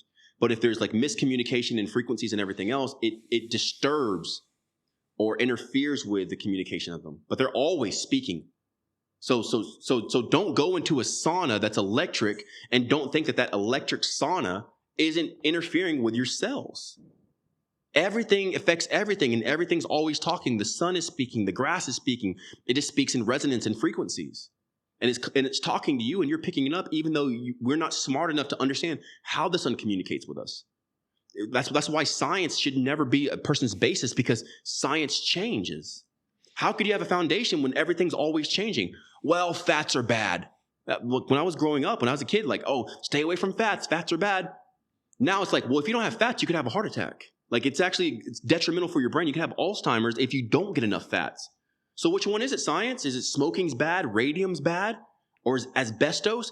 Until they have a lawsuit against them, it's good. So I'm not trusting them. I understand that nature is finely tuned. The sun, the air, the moon, the water, everything else. This speaks to my cells. And when my cells have harmony and peace and coherence, then I just don't age. Same thing with you. You were always a living being before you were whatever technology is trying to make you be. Before technology came in with the ring and all the other shit, you were already living, bro. And so were your ancestors. There's not one thing you need that they try to sell you. So how is your relationship with these devices and technology in general? Like, you have a cell phone, right? Like, do you keep your cell phone next to you? Do you wear it in your pocket, or you never even touch it? Or like, how do you interact with these devices that definitely make our lives easier, but it could be judgmental to our health? So how does it look like for you? COVID rules, bro. 6 feet away. Stay. Get back. I don't know you like that. Wi-Fi off at night. Be outside as much as I can. I try not to counter anything. So like, the best medicine is prevention. So I never try to counter, like, well, if I'm feeling lethargic, take a little bit of this. Well, why am I feeling lethargic, and stop doing that so I don't have to take anything? So I try not to counter stuff. But since there's a fucking cell phone tower like right outside. So I'm here, right? Like, I'm already here. I'm in this world. It's 2025. It's probably not getting any better. I try to bathe myself as much as I possibly can in the forest, breathing and then grounding. Just as much as I possibly can. I try to get the resonance of the earth to counteract any frequency from there. So since I'm already here, I'm going to do what I can. The best thing I could do is not touch my phone. Always keep it on a stand. Always keep Bluetooth off. Always, unless you need it right then and there. Turn your cellular data off. Hop on Wi-Fi because it's a weaker signal. It doesn't go as far as a RF signal from a cell phone tower. And when you're not using the Wi-Fi, just go outside. Like, try to spend as much time as you can outside, and then turn your Wi-Fi off. If you don't need your phone, just don't touch it. You never have to touch your phone. You kind of have to touch your phone. Or how do you operate your phone? Or with your eyes, or how do you not touch your phone? Pin. You have a pin here. So I could just tap my pin. Ooh. I have it on a stand. You are destroying Steve Jobs' dream. Well, Steve Jobs is dead for a reason. He didn't make it because he's bathing himself in EMF. He had cancer. And I'm not saying that the EMF is what directly gave him cancer, nor I thank the man. I'm using an iPhone. I think he's genius, but he gave up his life energy for the very thing that killed him. Apple wouldn't be Apple unless he gave up his soul to make Apple, because it's an entity that's non-existent without the human interference of his soul. So for anything to live, it has to have life force. Where's it coming from? It came from him. He died. He gave his life force to this thing to exist. So he sacrificed. He was a human sacrifice for the very technology that he created. That's why he died. Everything needs a life force to it. Nothing in reality can exist without a life force. No animal, no plant, anything. Everything needs something. It hinges on something to exist. So if you make a corporation, an entity, this fictitious thing that doesn't have tangibility to it, it's taking your human life force. Now, to make money and stuff like that in our modern day and age, like, we got to give our life to something, but you have to make sure that the majority of your time is giving life back to you than you're giving to it, whatever this thing is that takes your force. And if you're at that, you'll always be at a profit versus a deficit. And you won't age, and you won't get this shit that people get. Like, look at business. Look at people who start a business and they're 50 years in. I'm almost 40, bro. And it's just like I've reversed back to my 20-year-old self. It's a very real thing. It's a very, very real thing. Watch what you give life force to. Stay conscientious. It's not worth it. Here, Sash, here's your pen. If you need it. Wild stuff, man. I mean, these are things that people never even think about. You know, it's like, it's yelling at us. It's right here. If we can get past our delusion and see, it's fucking just screaming. It's so obvious. Because, you know, I got this ring a couple of years ago, and it actually like taught me a lot about that I didn't know, I didn't pay attention to. But ever since we are a conversation, and also like, you see my new headphones? I did. I was going to say something about that, dude. Fuck yeah, dude. Yeah. They're so cool. And you're a quick start. Right after our conversation, you sent me this voice memo. I asked you for some feedback, and that was your feedback to me. Like, bro, just like ditch the fucking Bluetooth stuff. And then right after that, I saw a video where there was this girl who was wearing the ring, whichever kind, I can't remember the brand. And then this doctor was doing an experiment on her, and, you know, was just trying to push her hand down. And then every single time as she was wearing it, she was weak. And the moment they took it off, she was strong. And I'm like, oh, shit. It takes energy. It takes frequency. There is something to it, right? Even communication to your ligaments. Like, it's interfering with your brain patterns, especially in the headphones. I noticed this back in like 2017. Because I grew up poor, I've always been like very conscientious how I spend money. So I never just bought stuff. So I didn't have my first pair of Bluetooth headphones until like 2017 or something like that. And they came out like way in like the 2008 or 7 something like that, right? I didn't even have a pair until like 10 years later. I put them in and I'm like, whoa, instantly I would just notice my mind was weird. So I wore them for a month. I just threw them out. I never wore them after that. And then science is like, oh yeah, Bluetooth is bad for the body. I'm like, well, yeah, you need science to tell you if you're not listening yourself. It's obvious. Why would I need a ring to tell me how I slept? That should actually be our greatest motivation. That should motivate us more than anything. If I need a ring to tell me about myself, then that's how far I don't know myself. That should be the greatest motivation to fucking learn myself, sit down and just like, what am I feeling? What's my heart rate? Have you ever measured your own heart rate? Like, look at a clock and like feel the beats and like, why is my heart up? Why is it down? Why is it this? Like, we have nothing in life to do but to learn ourselves, but we do everything in life but learn ourselves. It's fucking crazy. And now I'll always need someone else to keep me alive. I can't keep myself alive. We were given life and we can't even keep ourselves alive, bro. It's fucking, it's backwards world. It makes no sense. But, you know, I also must be really honest that like ditching the Bluetooth headphones is so difficult because it provided so much convenience that I don't have to be even near to my phone, right? So I can do stuff. I can go work out. I can whatever, right? So like, because this one ties me down, and that's my biggest difficulty with getting rid of them, right? So in full transparency, I still use them sometimes, but whenever I can, I still have this one, right? So I find it extremely difficult, and I think that's the device that's going to be the most difficult for me to put down and get rid of. And I know that so many people feel the same way. Of course. And that's why you never yell at a baby. You need to show it grace and love and encourage its growth. Don't yell at the baby for not being able to walk. Like, it's baby steps, bro. Like, just at your rate, because you're doing 50,000 things. You're running a podcast. You have a relationship. You're traveling the world. You're riding motorcycles through fucking Vietnam. You're doing all this stuff. Be proud of yourself. And like, that's just the baby steps where you're growing. We're all somewhere. Encourage yourself. Remember, do enough that motivates you, but not much that overstimulates you. So that way you have the Goldilocks zone. If you don't want to throw the Bluetooth away now, it's okay. Just acknowledge it. Step by step. This is where I am. Like at least have the awareness, paying attention to it, trying to do some baby steps. And as you said, like that's how you can actually get really far.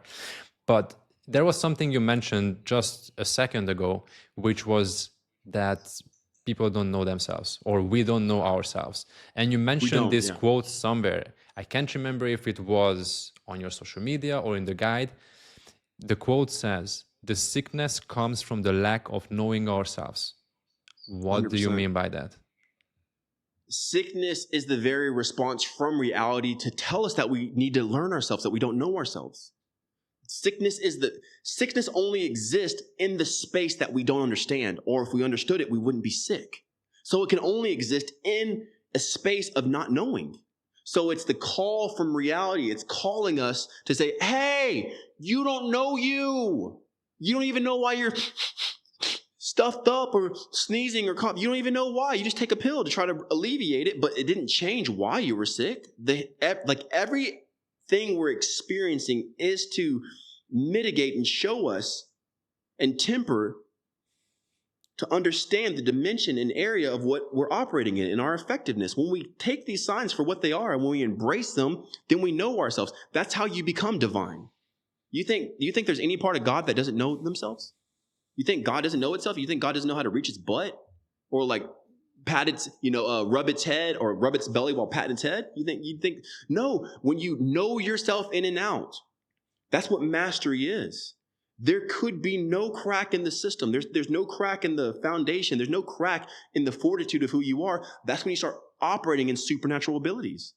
Psychic, premonitions, understanding, knowing things, remote viewing, all that stuff. You have to know to that degree who you are. But instead of just looking at it in a psychic way or maybe a physical fitness, it's in the entire sphere and realm of life. The sickness is to tell us, to encourage us that we don't know ourselves. So count it all a joy. It's a blessing that life's even talking to us because it could just be silent. We could just die, But it's speaking so fucking loud. It's yelling, bro. And Go ahead.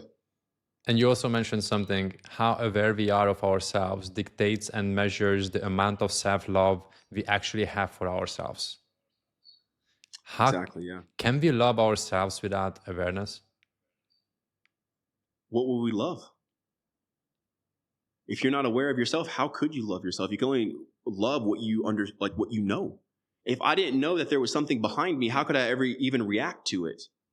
It's my unawareness that catches me by surprise. But the moment I learn something new about me, I can appreciate that quality in me. So you can only love yourself through knowing yourself. We hate ourselves because we don't know ourselves. Usually haters hate me because they don't know me.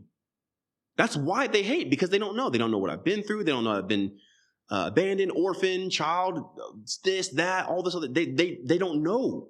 So that's where hate comes from. It's the, a person can be racist because they don't understand the other side. They don't understand where this person came from. So anytime you have ignorance, that creates hate. When you have ignorance in and of yourself, it creates self-hate. Now you'll chop your lips and your nose. When a person will get rhinoplasty, but their nose is specifically made to match their lungs, and they need to breathe at that rate. But if they think, oh, my nose is ugly, they'll chop it off.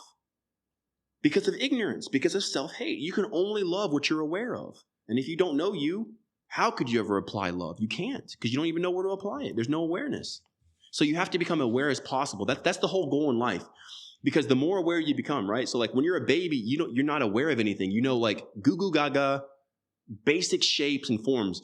But the more you develop your consciousness, your mind, you understand dodecahedrons, you understand the universal clocks, you understand the sidereal time, you understand these greater functions that have an effect on your life and how to respond to them and how you are in those moments.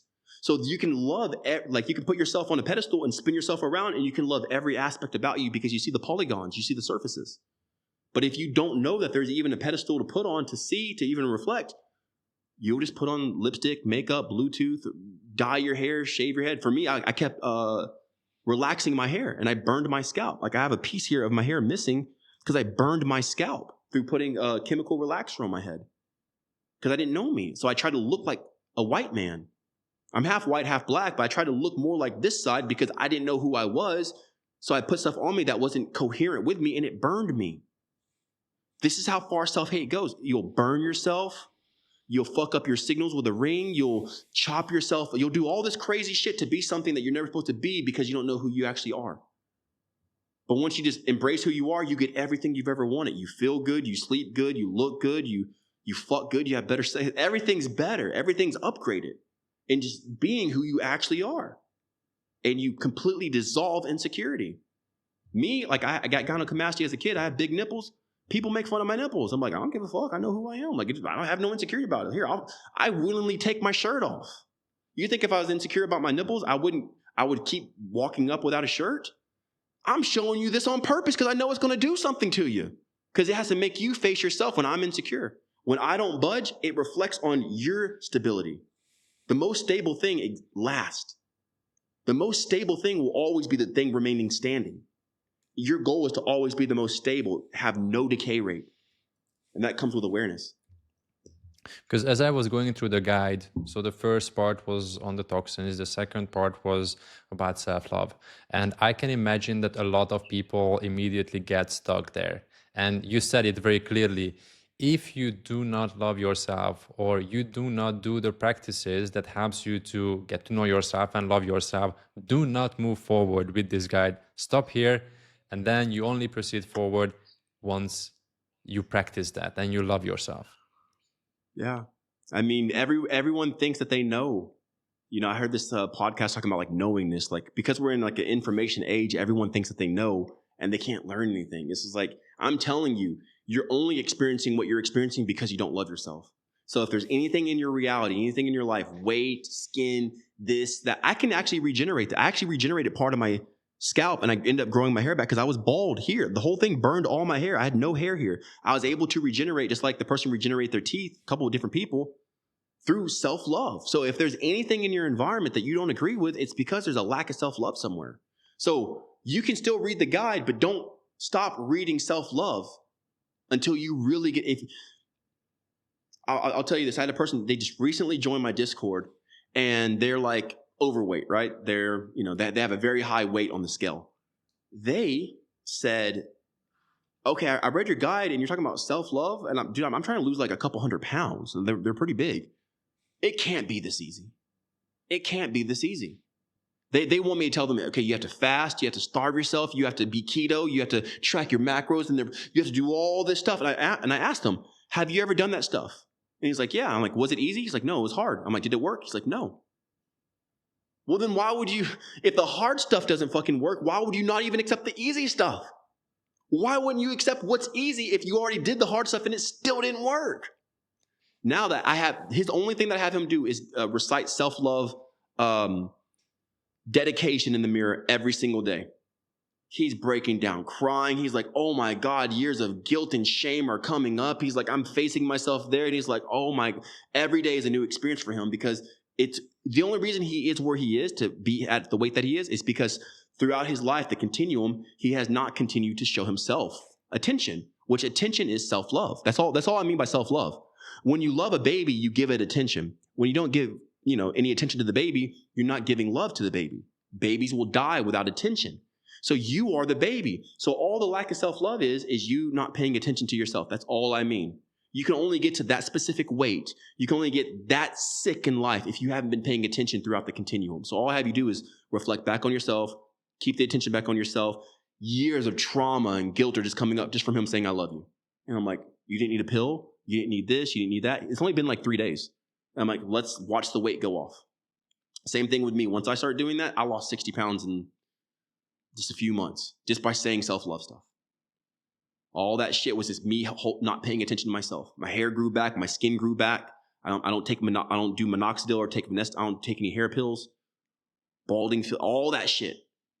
My gynecomastia went down. All that just from saying I love you. Not even doing the activities of the guide, just by being in the energy of self-love. That's where you start. You can't even be effective in doing the breathing in the guide or the vitamin A through mineral zinc if you're not in the energy of self-love when you're doing it. You won't even get maximum benefit. It's like eating something super fast and you just poop it out. You didn't even absorb the nutrients, bro. So when you're in the energy of self-love, when you engage in the activity, you have the maximum receptive of the benefits. You receive maximum benefits. So that's why I always say self-love is the main thing. Don't move past this until you get this down, which secret, you'll never get it down. You'll always be in various stages of self-love. So you always have to do it. And I can also confirm that so many people struggle with self-love. Because a friend of mine also runs a community in Greece, and they created a self-love challenge where people signed up and they were like guiding them through different kind of practices that they can do in order to love themselves more. And it just blew up. Like they were like, what the fuck? Like this is the topic that probably like hits the hardest. Yeah. So there were so many people who signed up. And so that was a clear indicator that, oh wow, like people don't love themselves. They do not. That's the only reason you experience what you're experiencing, either because you love yourself or you don't. That's the only factor in reality. That's it. There's actually nothing else you're experiencing. Every breakup, every bad boyfriend, even the tragedies and the accidents seemingly that happened was because there was lack of self-love or an abundance of it. When you don't love yourself, you don't pay attention. When you don't pay attention, you stub your toe. You get in a car wreck. These things happen. But when you're vigilant, you pay attention, you can feel the energy there. I shouldn't go today. Or I shouldn't go down that road. You can just feel it because you're just paying attention to what you're actually feeling. And then it creates this harmonious life of, I want to call it heaven on earth, or like the Garden of Eden in this reality. So you experience heaven now versus like a later event. This is self-love. It's not the greatest thing. I would not say self-love is the greatest thing because there's an even greater thing, but it's what people need the most right now. I totally agree. And I think a lot of people, not just that they don't love themselves, but they hate themselves. So, and there's the people. There's no middle ground. You either love or you hate. But I kind of feel that people think that they are somewhere between. Like, I don't really love myself, but I don't hate myself. So I wanted to ask the question: how does someone know that they actually hate themselves? Like, what are the signs in their life that tells that, yo, bro, like you actually hate yourself? Everything. In a friendship way, I'll call you out. If you willingly put Bluetooth in your ears and you know it fucks up your cells because you are your cells, that's self-hate. Every action, and it's a spectrum. It's not like no one fully loves themselves and no one fully hates themselves, but you do hate yourself and you do love yourself. You might love yourself in your meals, right? So you might eat healthy food and you may never eat junk food, but you still do Bluetooth and you still need this and you still need that, or you still whatever. Or vice versa. You might love yourself in all these other things, but when it comes to your diet, I hate the word diet, but like, eating, you hate yourself. You'll put anything in your mouth and you won't even look at what it is. So it's various stages, and it's not a linear thing. It's not a linear event. It's I don't know if you've ever like played video games where you can like level up your character, and it's like a circular grid, and you can like do like different aspects. It's like a polygon like that. You have that circular you have that circular grid, and there's about 2,000 events that occur in that, and each one is a varying stage. So what you want to do, instead of, this is why people get burned out. Excuse me. This is why people have burnout. Because they're trying to do one thing and reach beyond their capacity. Well, you can only do it so long in willpower, because willpower is a finite source of energy. You can't live in willpower. You have to live in being. So that way it's effortless.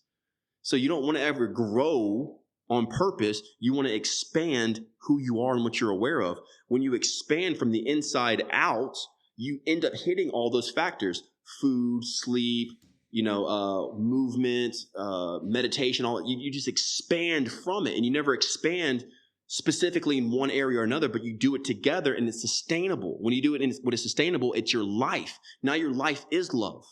And anything that's not love, you can identify that shit quick. You can feel like, oh, damn, I shouldn't have ate that. I feel the effects of it. Or I shouldn't have done this, because it shows up so immediately. You'd be surprised how fast self-love wants to meet you once you show up. It's at your door knocking right now. And the moment you choose it, you instantly get all your blessings. But the moment you choose outside of self-love, after you've been living in it, you see how much it cost you to live outside of self-love. It cost you everything. It cost your life. I believe that's the reason why people die, is because that was the amount of self-love that they had. They didn't have any more to go beyond this, and that's why they die. Hit by a car, poison, cancer, all this other stuff. Everything's avoidable. If anything's possible in reality, probability, quantum probability, and everything else, then technically immortality is available. So then why didn't we choose that? If everything's probable and anything's possible, then we chose the path that we're living, which led to death. So we chose to die. We chose to hate ourselves. Why would I ever choose to die if I love living? I wouldn't, unless I don't.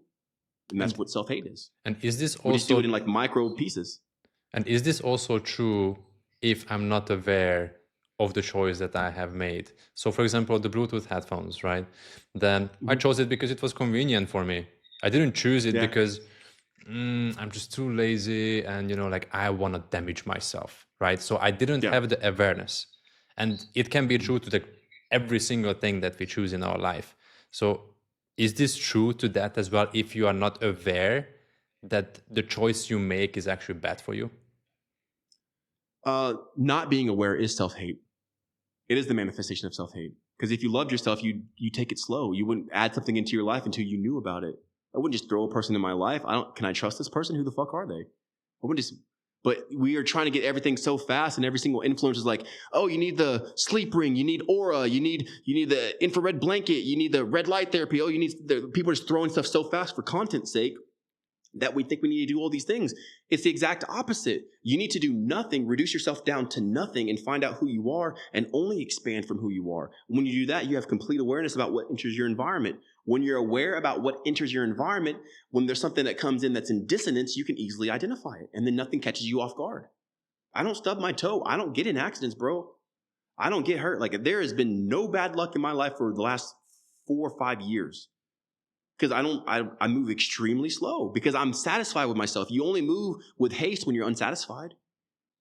But when I understand that I'm only going to be running to myself if I make it there. Once I make it to my location, I'm just going to meet myself there. What the fuck's the rush? I'm already with me. I might as well take it slow. There's more planes. If I miss my plane, there'll be another one. Okay, if I spend $300 on that ticket, there'll be another $300. There's only one me, so what the fuck am I doing? I'm only going to meet myself there, so I might as well enjoy it. And whenever you do this, you're aware of everything. So whenever people ask you stuff, you see where they were unaware, you can address their situation like that. Oh, you're just unaware in this area. Everything's exposed to you. But if you're like moving so fast, you don't even know what the fuck you're doing. You forgot what you did yesterday. What did I do yesterday? You get what I'm saying? Like, you're only your memory. What are you if you can't remember?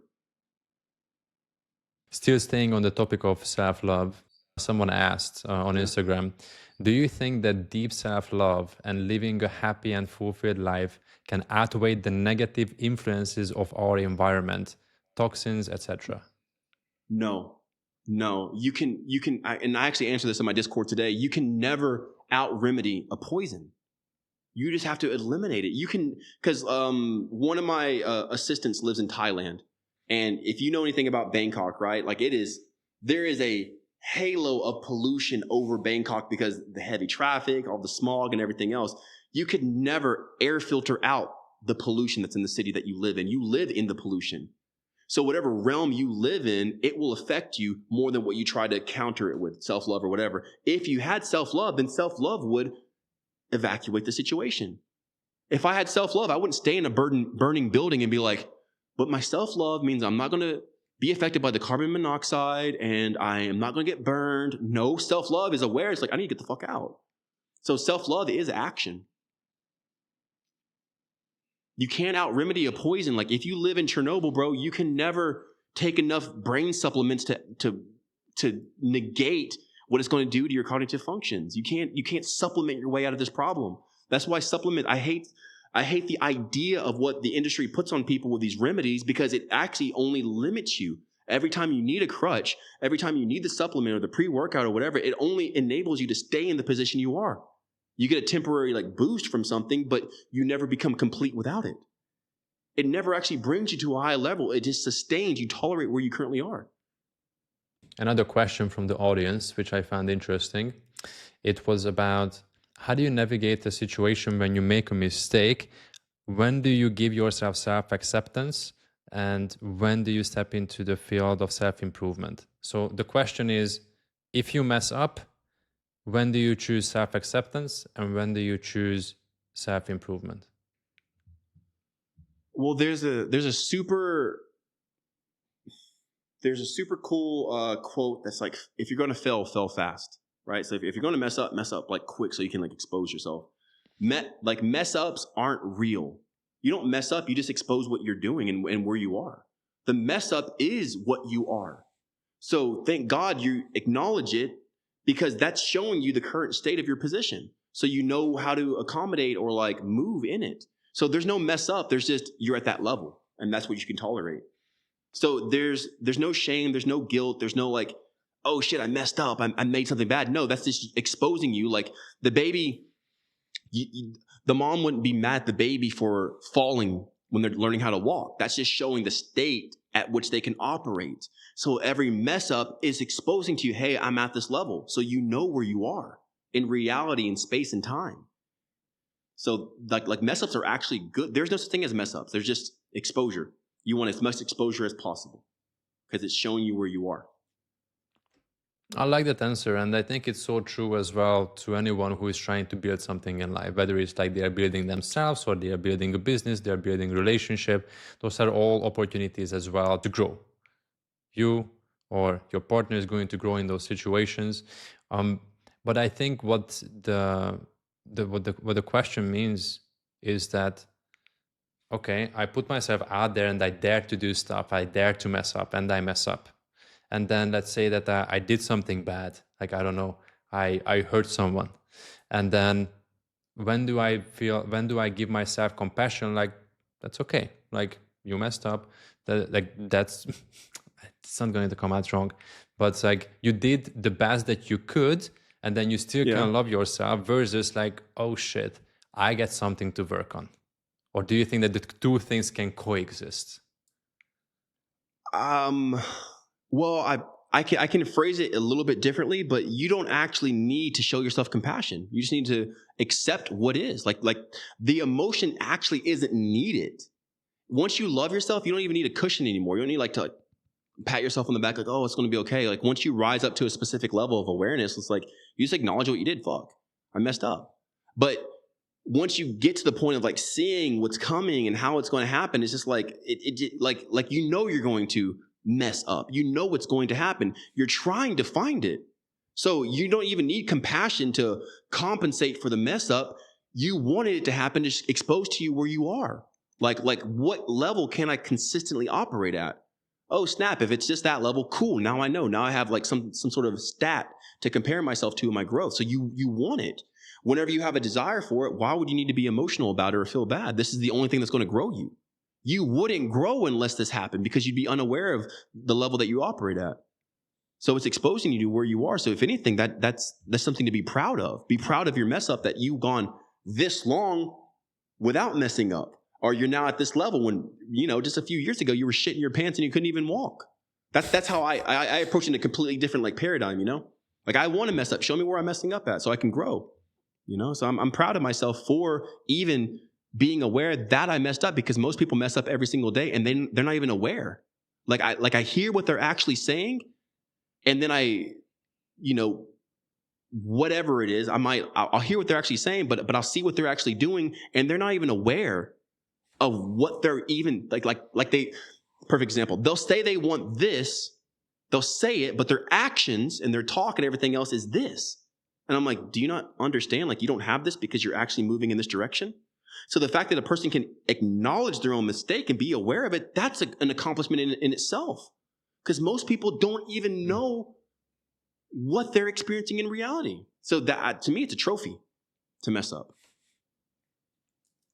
It's also very interesting to hear like how you think about these things and what kind of self-talk you have. Because like in these situations, like that's what all you got, right? Like you have to talk to yourself. And this is also something that someone asked, what are some examples of your self-talk? Oh my God, I don't know if the world's ready for this, bro. Like I'm a different being, dude. I want to be like, I learned this recently, probably like 5 months ago. Don't hold the world to the same standard you hold yourself. Like when I see something, I fucking go in on myself about it. I'm like, oh, we're going to fix this shit quick. When I used to see them people, I'd be so hard on them. Like I'd see tears rolling down their eyes, like men, like grown men. I'm like, oh, I need to calm the fuck down, bro. Like people aren't at this level. Like I'm just talking to you how I talk to me. I thought everybody wants to be talked like this. And it's not like I'm putting them down, but I'm like, I'd expose the situation. But I found out, like what we were mentioning earlier, people just want love. That's all it really is. So how I speak to myself is differently than how I speak to other people. And I am actually trying to calm myself down every single day, because I don't want to be so strong like the ginger juice, like people can't even drink it, like then I'm ineffective. So I believe in collapsing time, because I understand that I can only continue living at the speed and rate at which time's happening. So if I ever become slower than the second, then time gets the best of me. So I need to equate everything in the moment as fast as possible so I can keep up with the time that's occurring. That way I don't age and everything else. So I see what the issue is, and I try to go to its most fundamental source, and I'll tell myself that's it, okay? And if I have any sort of resistance in me, I'll take a second to slow down. What's going on? Why don't I want this? And I really reason with myself, and I find out, where is the sense? Where does this make sense? Visual sense, hearing sense, my senses, taste. This taste. How can I switch this to where it makes sense? That I can hear it, taste it, touch it, feel it, smell it, everything else. And if it doesn't make sense, then it's not real. It's not in reality, because reality is only what you can experience. Even if it's like electrical fields, right? You can still feel electrical fields. There's things beyond our 5 senses into 6 senses, but it needs to, in at least some degree, in the majority rule, make sense. Like, I can't smell it, but I can feel it. I can't smell electricity, but I can feel static electricity. I can't see the bird across the land. I'm sorry. I can see the bird across the land, but I can't smell it or hear it. So you need to have the majority rule make sense in your head. So I try to find the most reductive point as possible so I can keep up with time. And my conversations with myself used to be very they used to be negative, because I got a lot of stuff from Grant Cardone, like, don't be a little bitch and stuff like that. And I'm like, it was only aging me. But now I'm not softer on myself, but I'm just more to the point. I'm less emotional, because emotions are tools, and you're supposed to use them as tools. So the point of emotion is to generate energy, and whatever emotion that you're in, you start structuring that into your next experience. But you and yourself should never be emotional. You use emotions. You don't let emotions use you. So anytime you you let emotions use you, you become inefficient. It's like having the car in park and you're just pushing on the gas, revving the engine. You're not going anywhere. So I try to be as unemotional as possible, and I try to be as direct as possible, rudimentary as possible. And then whenever it's time to move, I will move it, and I'll put the emotion out of joy or determination or, even anger, sadness, depression. All that stuff can be used as a leverage. Emotionally, we have the whole scale of emotion to use as energy placements. It's the conduit that gets the energy into reality. That's how you become effective, is it's through your emotions, but you're not in your emotions. You just put emotions out. So that's kind of how I operate in my mind. I try to go through those factors as I'm pushing out, understanding. Mm-hmm. Because I know, I don't know if that makes sense, but I hope it, Because I think self-talk is more important than most people think. It's literally self-hypnosis, and you are hypnotizing yourself into something what you think of, and that's what becomes your reality. So if you have this negative self-talk after, let's say, a messed up situation, it's going to be keep on happening if you are keep on pondering that and you are beating yourself up. And then you are going to create those situations for yourself to relive that experience. So with that, and even in the guide, I have people, there's 5 stages of meditation that I actually promote. And, there's a million ways to meditate, right? Meditation is just focused. Athletes in their, sports, they're meditating. That's this form of meditation. The Buddhist, meditating is meditating. Having no thought, meditating. Doing your homework is meditation. You're just meditating on that. So meditate to generate. With that being stated, I have these certain levels of meditation, and one of them is letting these voices come up. The self-talk, right? Like, you'll never be good enough. You'll always be poor. No one's going to listen to you, blah, blah, whatever. You have to let these voices come up, because when you let the voices come up, you garner trust with yourself. If you don't feel like you'll even listen to yourself, those voices they'll stay suppressed, and they'll end up influencing you subconsciously. But once you actually garner trust with yourself, and you feel like you can listen to yourself without judging yourself, then you start letting these voices come up, and then you reason. And whenever you reason, there is no more enmity or clashing or discourse within you, but you start agreeing, and you start coinciding with yourself. When 2 people agree upon a thing, they can go. But if 2 people disagree, they'll always butt heads. You are these 2 beings. So one thing is, I try to tell people, never, like in the group especially, never try to tell yourself what to be. No I am statements. None of that stuff. Just stay away from I am, stay away from declarations, stay away from affirmations, stay far away from it, because it's you telling yourself what to be versus just being and acknowledging what you are. You are trying to rule yourself. And anytime you try to rule yourself, there's force. And when there's force, you don't trust yourself. The only reason you're telling yourself who you are is because you don't trust you. But if you knew who you are, I don't got to tell myself I'm Michael. I am. I am Michael. I don't need to recite this in the mirror. But when you understand yourself in that deeper knowing and you can feel who you are, you're established in that, and that's what you move in, and that's when reality is created without force or will. There's no willpower, there's no exhaustion, there's no force, and it becomes, and now you have all this extra energy left over. So the self-talk stops happening, and the self-collaboration and looking forward is what is happening. Like it's almost like once you learn to grow past needing to talk to yourself, you just agree with whatever you say. And whenever you have no more resistance to yourself, you are on a fucking highway. You are on like light speed. You're on like time travel.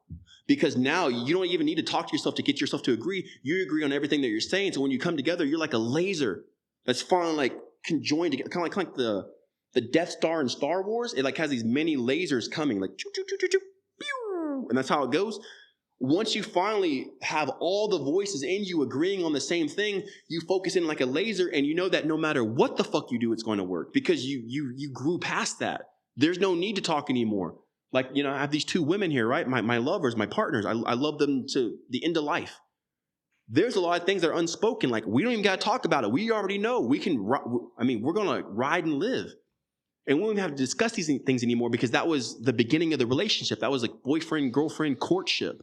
In the beginning, yeah, you got to talk to yourself. You got to say all these things. But man, once you get the understanding, you can just look at them and be like, and they're like, and you just fucking go.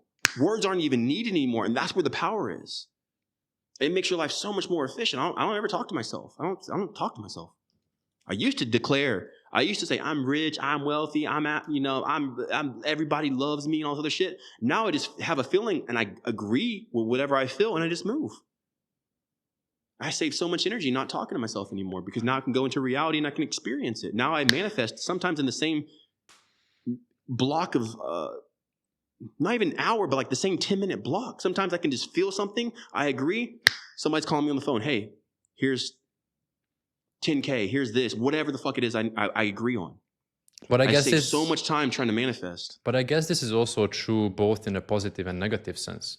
Because if you agree with whatever positive you think about, then this is how you manifest it. But it's also true if you think shit, that's what you are going to manifest. If there is this internal agreement within you that I suck, I'm a loser, I am la la la la, that's what becomes real. You're right, 100%. But then the question is, why would you think that? So that's the question, right? So this is where self-awareness becomes extremely important, because then once you catch yourself that you have these thoughts and you have these beliefs about yourself, and then if you don't want to have those things, this is when you step onto the field of like, okay, I would like to do something about it, right? So this is where I think the question was referring to, when do you step into self-acceptance and when do you step into self-improvement? If you have these negative thoughts that you don't want to have, okay, then I need to step onto on the path of self-improvement. So I need to figure out where all this shit is coming from. And then you kind of like reverse engineer, like, okay, this is the root cause of that. So that's why I'm feeling and thinking about these things in the moment. And there are all of these different kind of tools. And this is what the guide helps people with. And there's like hypnotherapy and trauma release and all of those kind of tools as well that can help you with these things. 100%. So it's multifaceted, right? Because everything affects everything. But there's 5 different dimensions we can speak in with that. So like one thing you were saying, like, where's this stuff coming from? The only reason you would ask, where is this coming from, is because you don't know yourself. And the only reason you don't know yourself is because you don't love yourself. But the moment you love yourself, there is no self-talk. There is no self-doubt. So it always correlates back to like, just love yourself. Because the moment you love yourself, everything's exposed. You don't need to heal from trauma. That's just bullshit. Healing from trauma will last the rest of your fucking life, because you wanting to heal from trauma just manifest a reality where you have to keep fucking healing from trauma. Now it's this thing. Now it's breath work. Now it's that. Now it's then you're fucking spending 15 years of your life. Goddamn, just heal from the goddamn trauma. But the person manifests the reality to heal from trauma because that's what they actually want. But they don't even know that they want that because they don't know themselves. It just goes back to just observe yourself. Let all the stuff come up and observe it. You are the very self-doubt Fail fast, right? Going back to that, fail fast. If you're going to have negative beliefs, manifest them quick and get them the fuck out. Once something's manifested, it's gone. Once the manifestation happened, it's gone. It's already happened. Bam. Okay, now that that's over, okay, yeah, I already been broke, bro. What else? I already been hated, bro. Okay, cool. All that shit's out of the way. Okay, let's get to the core of who I am. Now you get to the core of who you are. Like, oh shit, I'm actually this. Now you ride. And it's just with knowing yourself. And knowing yourself comes from self-love. And just sitting with yourself and acknowledging yourself. And when you acknowledge yourself, there's no trauma to heal from. And you understand the trauma that you experienced is actually what you manifested because you wanted it. And it's so crazy, and there's so much responsibility with it. I was like, oh, I didn't want that trauma. I didn't want this or that. But it's like, you only experience what you want. You only experience poverty or breakup or being cheated on because secretly inside you believe that or wanted it. Even though you didn't know you wanted it, it can only happen because you gave permittance in the universe. The universe never violates us. It never gives us something that we don't want. So if we were in a situation that we need to heal from, we need to understand that we were the ones who manifested. Why are we healing from our own manifestations? It was what we wanted. That's why the person in the trauma loop always is the next thing of trauma healing, the next thing of this, the next thing of that. Now I got to do breath work. Now I got to do ayahuasca ceremonies. Now I got to do this. I'm healing from my trauma. It's been 20 goddamn years, bro. Like, once you accept yourself, you're like, oh shit, I was the trauma I'm trying to heal from. I just accept myself. You move. And then you get everything else you want. Like instantaneously. It's a foreign concept because there's no process. We try to put process in the way because we live in a time-based reality. But when you understand that you can flip things on its side, you surpass or like divert the process and you have it instantaneously. And this is where manifestation come from. So this is where I'm in a bit of a conflict. So when I think about manifestation, like first of all, like you need to believe it, right? And I think that's like a cornerstone of that. You don't. Why not? Because you're manifesting every second of every day. You manifested this. You need to believe, is Mikey going to get on the podcast with me? You just fucking did it. Because it's the energy you're moving. And you're like, yeah, I'm going to hit him up. He's going to, whatever. So you believe that, right? No, you didn't even believe it because you didn't know if you're going to get it. You weren't like, what I'm saying is you weren't putting unknowing belief energy that this guy named Mikey is going to be on a podcast. You just asked because it's who you are. You are the person who asked because you have a podcast. There's no belief. You just were. But what if my internal belief overrides what I want to manifest? So this is where I try to link the two things together, like trauma release and manifestation. Don't manifest. Then I don't understand. Don't manifest. I know this is going to be the cool part. So everyone's trying to manifest because they want something. When you understand you are the very thing that you want and you just accept yourself, everything you want is here and you have it instantaneously. You don't have to, like the manifestation is the fulfillment of the lack of love that you have for yourself. And that's why you have to grasp it and reach because it's not you. But the moment you just accept you and you make this fundamental like placement, I'm founded upon myself. The moment you have a thought, it is. Because you are everything you want. And that's where the power is of reality. But the moment you're like trying to manifest, you're trying to believe, you're always reaching, you might get it, you might not. You don't know. It's a gamble. Manifestation is a gamble. But it's always a gamble outside of you. It's not correlating with you. Everything you're manifesting is not you. The money, the car, it's not you. So you keep wanting things that aren't you, but you only want them because there's a hole that's missing that is supposed to be filled with you. Once you fill that hole with you, and it's like a full, okay, boom, 100% complete, 100% full of myself, everything you want comes. It's funny how it works. The moment you just accept yourself as the everything, the car, the girl, the money, this, the fucking, for me, it was hair growing back, gynecomastia, it just came. And I didn't have to manifest it. I didn't believe. I'm like, okay, I'm going to have this. Bro, I wake up and money just comes. It's like, what the fuck, bro?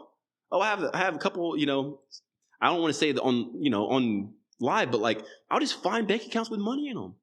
And I'm like, this is fucking crazy. There's no way this is, in my head, I'm like, there's no fucking way I'm experiencing this. I have muscles. I don't work out. I have multiple women who are extremely beautiful, who are cool with sharing me. I get to travel the world. I stay in huge, giant houses. There's no way this is fucking real. And all it is just not even verbally or like in a way agreeing with myself, but just accepting what I feel because it puts me through the timeline I was supposed to live and I get everything extremely fast because it was already waiting for me. I had a woman, she's in our Discord group. Her first week in the Discord group, I taught her these same things. That same week, she got over $12,000. This shit's just waiting. It's at the precipice of you accepting yourself. There's nothing to. Okay, I'm going to manifest $12,000. It was actually like $4,700 here, and then like $7,500 over here. And it wasn't like she was trying to manifest money. I told her, like, it's this self-love thing. Once you just accept yourself, all the gates of blessings come. You don't have to manifest. Manifest is the poor person's way. Manifest is still work. You still are living in an antiquated system. You have to work for it. Now it's just through manifestation, but it's still work. Once you just tap in and accept divinity, you're fed. It comes to you. The grapes are put in your mouth, and this happens by default. But it's right on the other side of that, and you never have to manifest. Manifestation is another crutch, right there with supplements. If you have to manifest, it shows the lack of power that you actually have because it should already be. You don't believe it should already be, so therefore you're fighting yourself, trying to tell yourself to believe something. That's enmity. You're still fighting yourself. It's just in a non-tangible way. It's like right there in front of us, bro. Like manifestation is us fighting ourselves. Why do we want something other than ourselves? When you want something other than yourself, people will like, oh, damn, I just want to give this to you. I see how much you love yourself. Fuck, here, take it. Okay. I've had people give me cars. I had another dude, I taught him the same thing. He was struggling with money. And I said, bro, just start a real estate company. Your dad's already in it because his dad did real estate and stuff like that. You just start a real estate company. When he started his real estate company, in less than 2 months, he had 4 people give him houses for free. It's like, hey, bro, I just feel like I should give you this house for free to sell. It's yours. I don't even want any money for this. Gave him fucking. I've had people give cars, houses, money, all because none of this shit's real. The only thing that's real is your love for yourself. Either you have it or you don't. But if you don't have it, you'll always struggle, even if you're fucking rich. But the moment you just solidified it, you have everything. Because you find out that once you love yourself, the other shit you were wanting was just a placeholder for the love you weren't giving yourself. Because you find out, like, I really don't want that. I really don't want the 100th vagina. I really don't want the next girl or the next thing or the next guy or the next promotion. It was just me trying to fulfill something else outside of myself. The moment you establish that, the rudimentary things that actually matter that are going to give you life come because they were already there. It's a type of predestination, but you don't have to accept it. You were always supposed to be blessed. You just have to accept it. And then there's no effort, there's no will, there's no energy. You just receive. Yeah, you still do stuff and live life and do the podcast and edit videos, but you're coming from a place of living. Like, okay, cool. I still have a question on this one.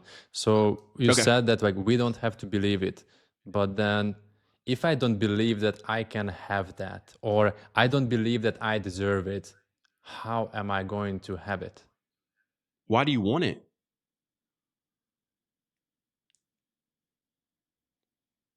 So you still who the fuck cares? But why do you want it? You just need to answer why you want it, and no, then well, it's going I'm to asking happen. I'm asking you specifically, like, why do you want it? What do I want? I'm talking in general terms. Exactly, whatever it is, like put X thing there. $1 million, 10 million, a Bugatti. Why? Why do I need to justify why I want it? Exactly. Yeah. Because if you don't know why you want it, then you still don't know yourself, which means you're not even doing it in self-love, and you're just trying to manifest outside of it. What if I just want it? You like no reason. Like I don't need to justify. Like I don't need to give a reason. Nothing's without reason. Everything affects everything. Every cause has an effect. Every reason has a source, insecurity, love, or whatever. Everything. Nothing in the sun in the sky, the stars, the moon, nothing exists in reality without reason. Man's the only crazy one. And this is why man stays crazy. They don't even know why they do what they do. Women will willingly put fake nails on that destroys their cuticles and their like actual nails. They'll absorb formaldehyde. They'll put lipstick on. They'll dye their hair. Dudes will take testosterone and inject themselves with all these serums. And you ask, hey, man, why do you inject yourself with steroids? Because you know that's bad for your liver, right? Oh, I just want it. You mean in all of your life, like nothing maybe like pushed you to feel insecure about yourself and feel like you need bigger muscles to compensate or something like, no, I just want it. They just don't know. They are scared to embrace themselves. You have to embrace yourself. Nothing is without reason. And if you live without reason, you are the crazy person. That's why you don't have sustainable results. So when you want to manifest something, you also need to have a reason why you want to manifest something. You have to understand yourself. Why do you want that? And if you don't know yourself, that's just another experience to know you. Because I promise to God, even if you get the thing, it won't change anything. You still don't know yourself to that degree. Even if you got, I told this in the Discord like 2 days ago, like if I gave you $1 million right now and you didn't know how to handle money, you'd squander it because you haven't grown to the level of understanding what money even is. You think it's this. Money's not that. It's this over here. So if you don't even know why you want something, you won't even be able to sustain it, and it will turn out that you don't even want the thing that you manifested. Most people manifest shit, and when they finally get their manifestation, they found out they didn't even want it because they didn't even know why they wanted it. You don't want your manifestation. I promise to God, bro, you don't want the manifestation. You want you. And when you have you, guess what? You don't even need to eat. You don't even need to sleep. Like once you understand that you are life itself, you don't even need to fucking eat. I'm not telling anybody to starve themselves, but I'm saying you become so full on life, you have everything you've ever wanted, which is you. And guess what? These things usually come. The desires, the partner, the spouse, or whatever. For my friend, he got the fucking 4 houses for free, and he actually, this is his full testimony. He owns a jiu-jitsu gym, and he's been wanting for like a year an instructor to teach the kids. He's also been wanting multiple sources of income. So, and he also told me like girl problems he had. Once I taught him this, fuck it all, bro. Fuck all of it. Just love yourself and do this. A new person who trains kids showed up to his door to work at his gym. So he finally got that. He started the real estate company, had 4 houses given to him, or at least offered to him for free. They're your houses. Just sell them, bro. Free, profitable houses too. Good. Not even like dilapidated. He signed a modeling contract out of New York. He became a model, a New York model. And he's been on commercial and TV. And then he even got the girl of his dreams in a fucking month and a half. So what exactly did he do for that? He just loved knew himself. He loved himself, and the opportunities just presented themselves. He didn't ask anybody for a free house. They said, hey, man, they found him or his dad or whoever. He said one day he was just meditating, doing the self-love thing, and somebody walked up to him because he was doing it outside, like in the woods. And they walked up to him and like, hey, man, I got this house for sale. Like, I just feel like I should ask you this. And this is a dude who's not even spiritual. He's a fucking like jiu-jitsu guy. Whatever label or tag you're trying to put over your head, you're not that thing, bro. You're a soul. You're an animated body from the soul. So no matter what you think you are, I'm not spiritual, I am spiritual, I'm kundalini. It doesn't fucking matter. You're just that energy. The moment you can settle the energy that you are, you have everything in reality. You don't need to do anything. The greatest deception of the devil is to tell man that he needs to work. If I tell you that you're cursed and that you have to till thorns and thistles for the rest of your life, you would never think outside the box. I just matched with a girl on Bumble like 2 days ago, and she's like, hey, yeah, I got to go work. Like we were like planning on the date and stuff like that. And she's like, yeah, okay, cool. This day I have to go work. And because she said this, in passing, she's like, because everyone has to work. And I'm like, no, they don't. Everyone doesn't have to work. But if you've never even conceptualized that there are people out there who've never had to work a day in their life, you'll never even be able to like embody or inhabit that sphere of existence. Because you can only experience the construct of the mind that you engage and that you uphold. So if your mind is only this, you'll only experience that. You experience the very thing that you uphold in your mind. Because it's the filter at which you're looking at with reality. 2 people can see the same pictures or the same sceneries and have 2 different experiences. They can see this mountainous view and they're like, oh man, I could put a bunch of parking lots here in malls. Or someone's like, God damn, I see the beauty of God in nature right in front of me. You see the construct of the infrastructure of your paradigm. But when your paradigm is limitless and there is no paradigm, and you become no thing, you have everything, seemingly instantaneously. It's crazy. But guess what? If you have toxins in your environment, if you have sprays and colognes, it suppresses you so much. You're just worried about 5 pounds. How could you ever be a divine being if you can't even lose 5 pounds? What does that do to your ego or your confidence? If you can't lose 5 pounds, how could you trust yourself with anything else in life? You wouldn't. So you're displaced as a slave to work for this thing that's not even the thing to distract you from what actually is, that you'll never even know about unless you embody this and embrace it. Manifestation is a distraction. Manifestation just keeps you from just being. Why would I have to manifest it if I am? If I am, why would I have to say it? You don't have to look at me to see that I'm a man or brown or whatever. If I am, then why would I ever have to say it? I'm saying it because I don't actually believe it, because I don't know what I am. I'm trying to tell myself who I am because I don't even agree with what I am.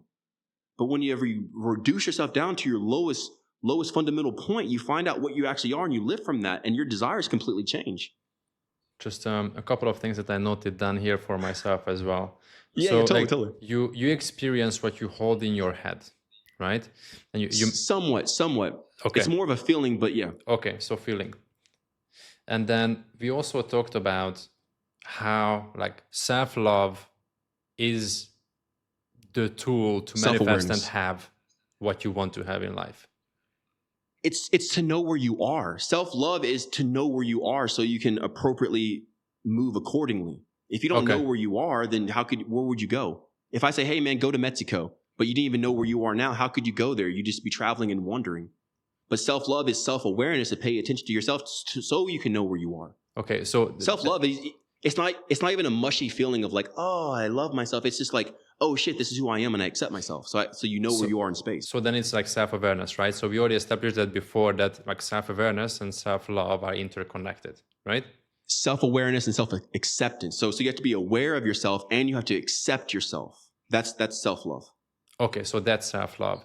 So this is where I would like to link it back to the trauma, because I think most people like don't really know themselves, and they don't even know why they hold certain thoughts in their own head, why they act a certain way, and they were like literally programmed. Like we are programmed, and like from the moment you're born until 7, your brain is in theta, and then you are programmed, right? And then you don't even know why you do the things that you do, because your subconscious is driving the show, and that's what you need to tap into in order to actually know yourself. And this is where I personally believe that this trauma release practices and modalities can actually help you with that. That you can like unveil what's behind the curtain by using these modalities to understand how you are subconsciously programmed and how those subconscious programming actually manifests in real form in your life. But how can just like a regular Joe tap into that if they don't try to work on themselves or heal themselves? Well, I do want to say this. Because this is super important as well. It's not that your subconscious drives you. It's all of reality drives you. Remember, the bacteria, if you have like a yeast infection, drives you. The parasites inside you drive you. The amount that you're made of, the air, everything drives you. So you have to have the conscious capacity to observe everything in your space. So I don't want to give that much credit to the subconscious. Yeah, there's a huge factor, but everything. If you took drugs, they would drive you. They make you a different person. So substances inside you drive you. Processed foods, frequencies, everything drives you. Everything affects everything. So that's something just people, because you're going to try to heal the subconscious and you're like, why is it still not working? Because it's everything. Everything affects everything. So when the average Joe comes to the point, they have to start at the basics. The first thing is cleanse your environment, because as long as your environment is not cleansed, you will never be your true self. You will always be under the influence of Clorox, bleach, a spray, Febreze air freshener. You'll always be under the influence of Tide Pods, dishwashing soaps, Dawn, palm olive oil if you're eating this shit. It's on your cutlery and stuff. So I tell people in my Discord, you've never even experienced the real you because you've never been you without being under the influence. You've never even experienced the real you. So you have to go back to experience the real you. So it's the starting of like, see, the toxins is like this much of the guide, right? It's like the first, like, it's only on like the first like 5 pages or so. And you got this much of the guide in there. There's so much, but you can't even engage with the real reality of life until you finally come to the point where you even know who the fuck you are. And that's where self-acceptance comes in. So like after you remove the toxins, that's where the self-love comes in. So the average Joe has to remove these things because they are influencing you every day. Pollution, smog, candles, everything that we mentioned so far, deodorant, cologne, toothpaste, everything. You don't need toothpaste. Teeth are white as fuck. I've healed and regenerated multiple people's teeth. I'm not saying don't brush your teeth. I'm saying that you don't need toothpaste. This amalgamated thing called toothpaste, these chemicals, you don't need that shit. Our ancestors were just fine without it, bro. Like some had rotting teeth, but for the most part, like So that's the environment, right? And I think we talked a good chunk on the toxins and the environment as well. So that's going to influence my state of being. But out of a sudden, heavily.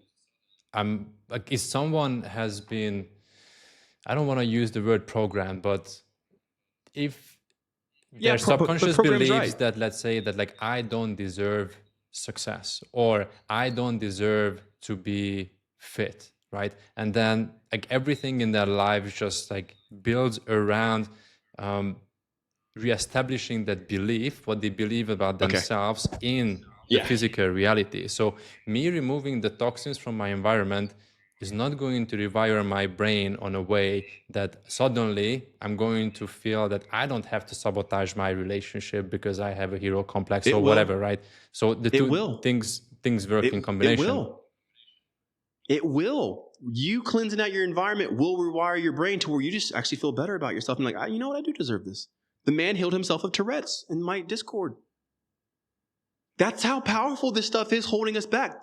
The toxins are the chain that keep us to a slave reality. That's why they're everywhere. They'll give them to you for free. Here, have some Germ-X. Here, make sure that you put Germ-X on your body before you enter my store. They'll give this shit to you for free so you stay slave. You stay in a slave operation. I'm telling you, it is that deep. You are not even making your own decisions. So if the man healed himself of a detox neurological disorder simply from this. If let's say, someone has a pattern of always attracting toxic relationships. If I detox my environment, I'm going to feel different and it's going to suddenly like heal me from attracting toxic relationships. Yes, the girl who takes birth control attracts a different type of man and is attracted to a different type of man. Right, but if I remove the curtain, am I going to start attracting the woman of my life? Yes. Without the curtain, without any self-work. Without any self-work. And just you do have to you because like the toxins influence you and they deplete your energy. So you don't even have the energetic capacity to pay attention to yourself because you're so laden with toxins. You're just like, fuck, bro. You got the dark circles under your eyes. You're puffy. You're like, I just got to go to work. You don't even have the energy to resist or fight this belief. So now whenever you're trying to manifest and all this other stuff, you're burning the candle at both ends. When you remove those toxins, you just have a bunch of energy. Now you're like, yo, what have I been doing for the past 20 years? Like you kind of like wake up, you're like, oh shit. All that energy is already there. That's why people, like, it's impossible to be overweight and not have energy. That's what the fat is. How could you be low energy and have body fat? It doesn't make any sense unless the toxins are so heavy that they make the person ineffective. So when the person's ineffective, they can't even acknowledge their own brain or their own thoughts or their own soul to come to the point of agreeance, so they're tired. So the toxins are manipulating the mind, influencing the mind, and they're robbing the energy so the person stays in the state that they are, but they think that it's because they're not manifesting. When really you take out the influences, the toxins, you have more energy and you manifest what you want easy. Again, the person who I was telling you about in my Discord community, all she did was remove she had like little throw rugs and stuff like that, polyester curtains and blankets, manifested $12,000 the same week. Had a bunch of energy left because everything's energy. This is the real secret. I think this is what would help people as well. Everything is just energy. And that's why people from the last podcast like, man, yo, bring Mikey back on because they just felt energy, right? Because energy is like what love is. If I was a sick person in the hospital and I had like low energy, no one would probably watch this podcast. But the fact that the guy hasn't eaten in 18 days and he's jumping up and down the fucking walls, it's just like, homie has some energy. That shit's set yourself on fire and the world will watch you burn, right? Everything is just energy. That's what they feel.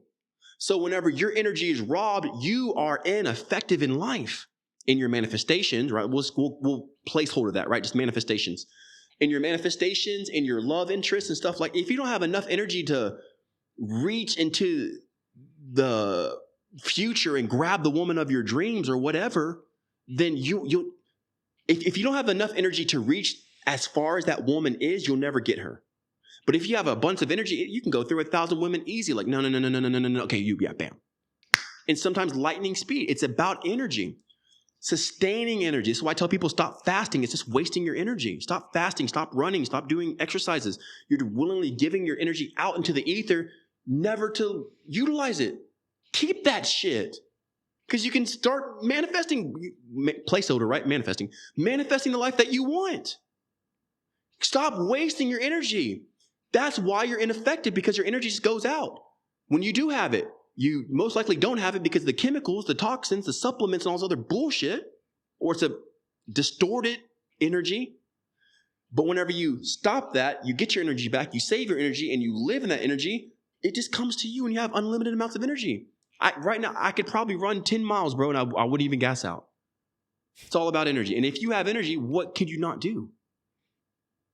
Yeah, okay, I can go on 50 dates to find the one. Okay, cool. Yeah, I have time. I have time because I reduced my life. I have energy because I took out the things that was taking energy. I brought in vitamin A through mineral zinc, and it's just energy.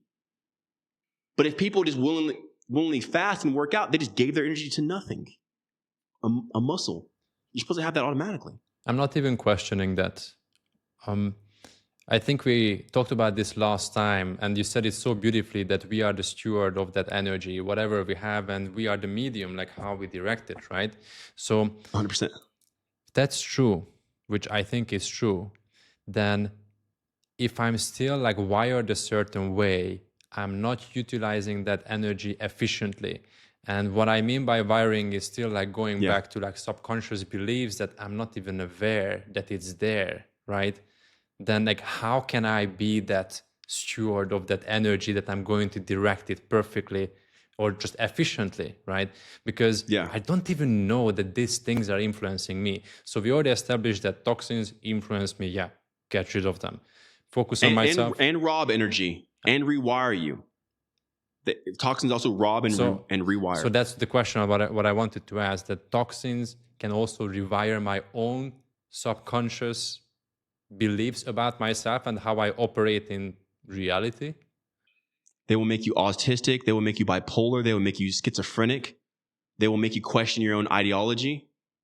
They will literally make you crazy. Like, imagine if a guy was huffing gas. Do you think that guy would be wired right in his mind after? Anybody who has taken drugs, hardcore drugs, look at them. They are just like, because those drugs are just compounds. And guess what are also compounds? Toxins. Toxins are legal drugs. They're in the food. They're in the spray. They are rewiring your brain, and they will cause you a person's autism. They will cause ADHD. They will cause bipolar. They are literally rewiring your brain. Titanium dioxide, MSG. Like, you are not who you think you are. You are the product of the drugs, the legal drugs you've been taking. You don't have, I'm telling you, the moment you remove that shit, everything gets exposed. You're like, oh my God. And there's all this work you don't have to do. Remember, like we said, like, once you find the root of it, you don't have to do all this like jujitsu, like crap of like, okay, fasting, dry fasting, a 34-hour dry fast with my stack of supplements. You don't got to do all that stupid shit. You can just get to the root, remove that, and it's like, you're already there. I'm telling you, that shit is rewiring the brains. Look at America, bro. They allow the most chemicals in the food. They spray the fucking air. They are the craziest. They're shooting schools. They're dyeing their hair some of the craziest colors and all this other I'm not even against like people dyeing their hair and expressing themselves, but they are crazy. They literally fight each other. Have Americans comment on your post, bro. They are the fucking rudest people in the world. They are on edge, but they have the most chemicals in their blood. And the internet dropped. So unfortunately, we will have to continue this in part 2. I'm pretty sure that you're also tremendously enjoying this episode if you have come this far.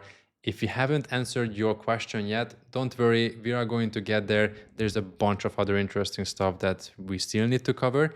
So watch out for part 2. It's going to drop soon, and I'm going to see you there.